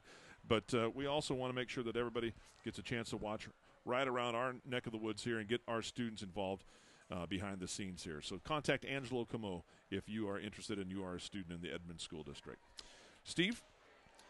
Yeah, so we're still awaiting to see if we can get a player up here. I know we were trying to get up one or two Mountlake Terrace players, and understandably so, they're a little bit upset and didn't want to do the interview. Not upset with us, but upset that they didn't like the outcome of the game, and still trying to maybe get one of the Stanwood players to come up here. So we're going to hold off before we sign off for the night. And again, we won't take too much time as we know there's another game coming up. But again, just to look at a few things here. Yeah. Certainly some positives to take away tonight. Let's talk about a couple of positives. Absolutely. What did you see offensively and defensively and maybe special teams-wise that we can take away from this game? Well, certainly the first thing I'll take away is the heart of our quarterback, Justin Hopkins. And, you know, it makes me go back to a thought that we had there we go. Makes me go back to a conversation I had with the coaching staff just the other day. I was at practice, and one of the coaches mentioned that they weren't sure what to expect from Justin in terms of his toughness, and that wasn't a knock on Justin. They just didn't know. The thing that they pointed out was for the last 2 years they've been dealing with Bo Kennedy. The one thing you couldn't question about Bo, Bo was a tough kid. Very tough. Bo used to run the ball quite a bit, take a licking, and just keep going. And the question was, if Justin has to be put in that position, how is he going to react? Right. We found out in a big way tonight. And I think, too, that, you know, to Justin's credit, he's played really well at the JV level. But we both know that there's a quantum leap from that JV to the constant wear and tear that you're going to experience at the varsity level. And things are a little bit quicker, and guys are a little bigger, a little faster. And, wow, to see him get injured in that first drive and then to just bounce right back after a couple of series and come out here and say, no, this is my team. I'm the quarterback here, quite literally and figuratively. And to step back in, that really showed a lot of heart and a lot of spirit and a lot of toughness. And speaking of heart, let's give a little credit also to some of the other players that had to step in while Justin was out. Ryan Lacoste, again, having to play out of position, coming in, playing more of a wildcat quarterback type. Right. I think we saw early on that wasn't really going to work, but to his credit, he did give it a shot. Sure. And to Tanner Munnis, a sophomore who, you know, like we mentioned earlier, probably wasn't expecting to play tonight, knowing that, number one, he's not the starting quarterback, and number two, they were going to go to an option B before they went to him. Right. Threw him in there mid-first quarter, and as a sophomore, not being ready to play and having to come in cold like that, you know, he wasn't able to march the team down the field or get a score, but just to get out there on the field, and he looked fairly comfortable out there as well. He looked comfortable. I'd like to point that out as well. So I think Tanner gets some credit for that. But just the running game as a whole, I think, was it great tonight? No, but we see glimpses of what it could be. Chance Ragsdale, we know he can run. He ran for over 500 yards last year, looked very good at times. Ryan Lacoste, who I've been hearing about for a couple of years now, but haven't really had a chance to watch him, to see some of his explosiveness and to see what he did on that one play in which he had a 49-yard reception, caught the ball with one hand. I thought he was going to be caught before he got out to the corner, and he just exploded past the defender. And then he made a nice move to get by the second defender and got a 49-yard gain out of it. So for him to do what he did tonight, I feel comfortable knowing that those two guys are in our backfield. Would I like to have Devontae Downs in this lineup? Absolutely. But you know what, folks? He's not coming back this year, and Devontae's got bigger things ahead for himself. He's going to be a great player at Cal. If we've got to go the rest of the season with Chance, with Ryan, and with Andy Klossy running the ball, I think we're going to be okay. Absolutely, and I think it's a matter, you know, this offense depends so much on timing between the backs, the quarterback, and the line. And tonight there were times where the line and the quarterback and the backs were in sync, and boom, boom, things were working really nicely. And then there were times where we got stuffed in the backfield. So I think we might have a guest We've got a right guest here, here. huh? If you're a Stanwood fan, we hope you're still tuned in. Come on in. Why don't we? We're going to give up your headset here. We've got Drew Wright, the quarterback for Stanwood. And Drew, you're already on the air here, so we're going to have you put those on and maybe just don't trip over your own helmet. We don't want to hurt you here after the game. So you're looking right into that camera right there, folks. If you are still watching the game here from Stanwood, this is your star quarterback tonight, Drew Wright. Drew, second time we've had a chance to watch you live. I'm going to adjust this for you here a little bit there.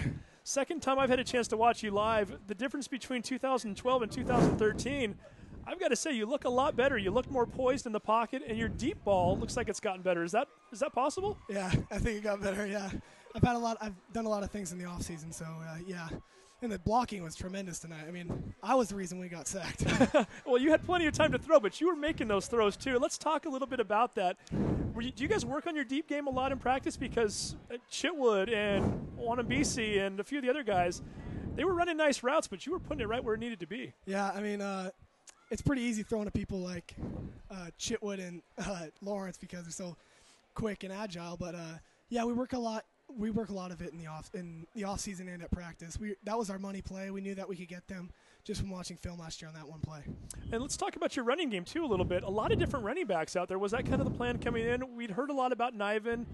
Played a little bit in the first quarter, but then we started seeing more from Hood, and I think Jackals was in there for a while, and a few other guys. Are we going to see a running back by committee all year? Is that kind of the plan? Actually, that wasn't exactly the plan. Chad was starting, and then Kyle went in. He got a great screenplay, and he actually separated his shoulder. So he did. Okay. So he's done. And but he's a sophomore, so he's got plenty of time. And then Colin Hood's a senior, just little guy, but he hits hard. He hits the holes hard, and he plays really hard. Sure. And I know you and I talked about this on the phone a little bit earlier this week, but let's talk a little bit about having Telford as a coach. Quarterback coach at Indiana State last year, so this is certainly somebody who knows the position. I've got to think as a quarterback, you must appreciate that, and I'm sure it helps you a lot in practice. Oh yeah, a ton. I mean, he'll rip me a new one just for anything. But I mean, he knows his stuff, and my drops have gotten a lot better because of him, and our timing's a lot better. So yeah, it helps a lot. Sure, and we'll get you out of here fairly quickly, as I know you need to get back down. Mm-hmm. Mount Vernon next week, and then the Stilly Cup in 2 weeks. Did you know the Stilly Cup was in 2 weeks? Yeah, I know. We all know. I figured you did. So hey. Continued success to you, as I've mentioned to our broadcasting team, and I've mentioned on the air today. Class act. I mean, just spending 30 minutes on the phone with you earlier, it's easy to see how you're a likable guy, and you're a very you represent Stanwood both as a community and a high school very well. It's good to see good people like you do well on the football field, and continued success to you this year. Thank you. All right, you. Nice Drew Wright. Nice to meet you. Yeah. Thanks a lot, Drew. So again, Drew Wright, the Jersey Mike's player of the game for Stanwood. Final score here once again: Mountlake Terrace 13, Stanwood 29. We've got another broadcast coming up here in a few minutes, so I think we're going to hurry up and dart off. I better acknowledge Jersey Mike, since they are our official player of the game sponsor. Today's Player of the Game award is presented by Jersey Mike's Subs in Linwood, located just across from Alderwood Mall. Jersey Mike's offers authentic East Coast sub sandwiches, made Mike's way, of course, using the finest quality ingredients. Jersey Mike's offers affordable catering with free local delivery. You can visit them at their website at jerseymikes.com. Serving subs since 1956. Taste and believe. Jersey Mike's, thanks for being our Player of the Game sponsor. There you go. So we're going to sign off now. A quick reminder, Linwood versus Shorecrest coming up next. You can also watch that here on the Sound Live Sports Network. Next week, we've got another doubleheader for you coming at you at Edmond Stadium. 5 o'clock game, Meadowdale versus Inglemore, followed by the Mountlake Terrace Hawks versus Edmonds Woodway at 8 o'clock. For Vince DeMiro, for Angelo Camo, Teresa Whipple, and the entire staff here at HBN, and everybody who put this together, your final score once again, Stanwood 29, Mountlake Terrace 13. We'll see you next week here, 8 o'clock, Mountlake Terrace versus Edmonds Woodway. Good night.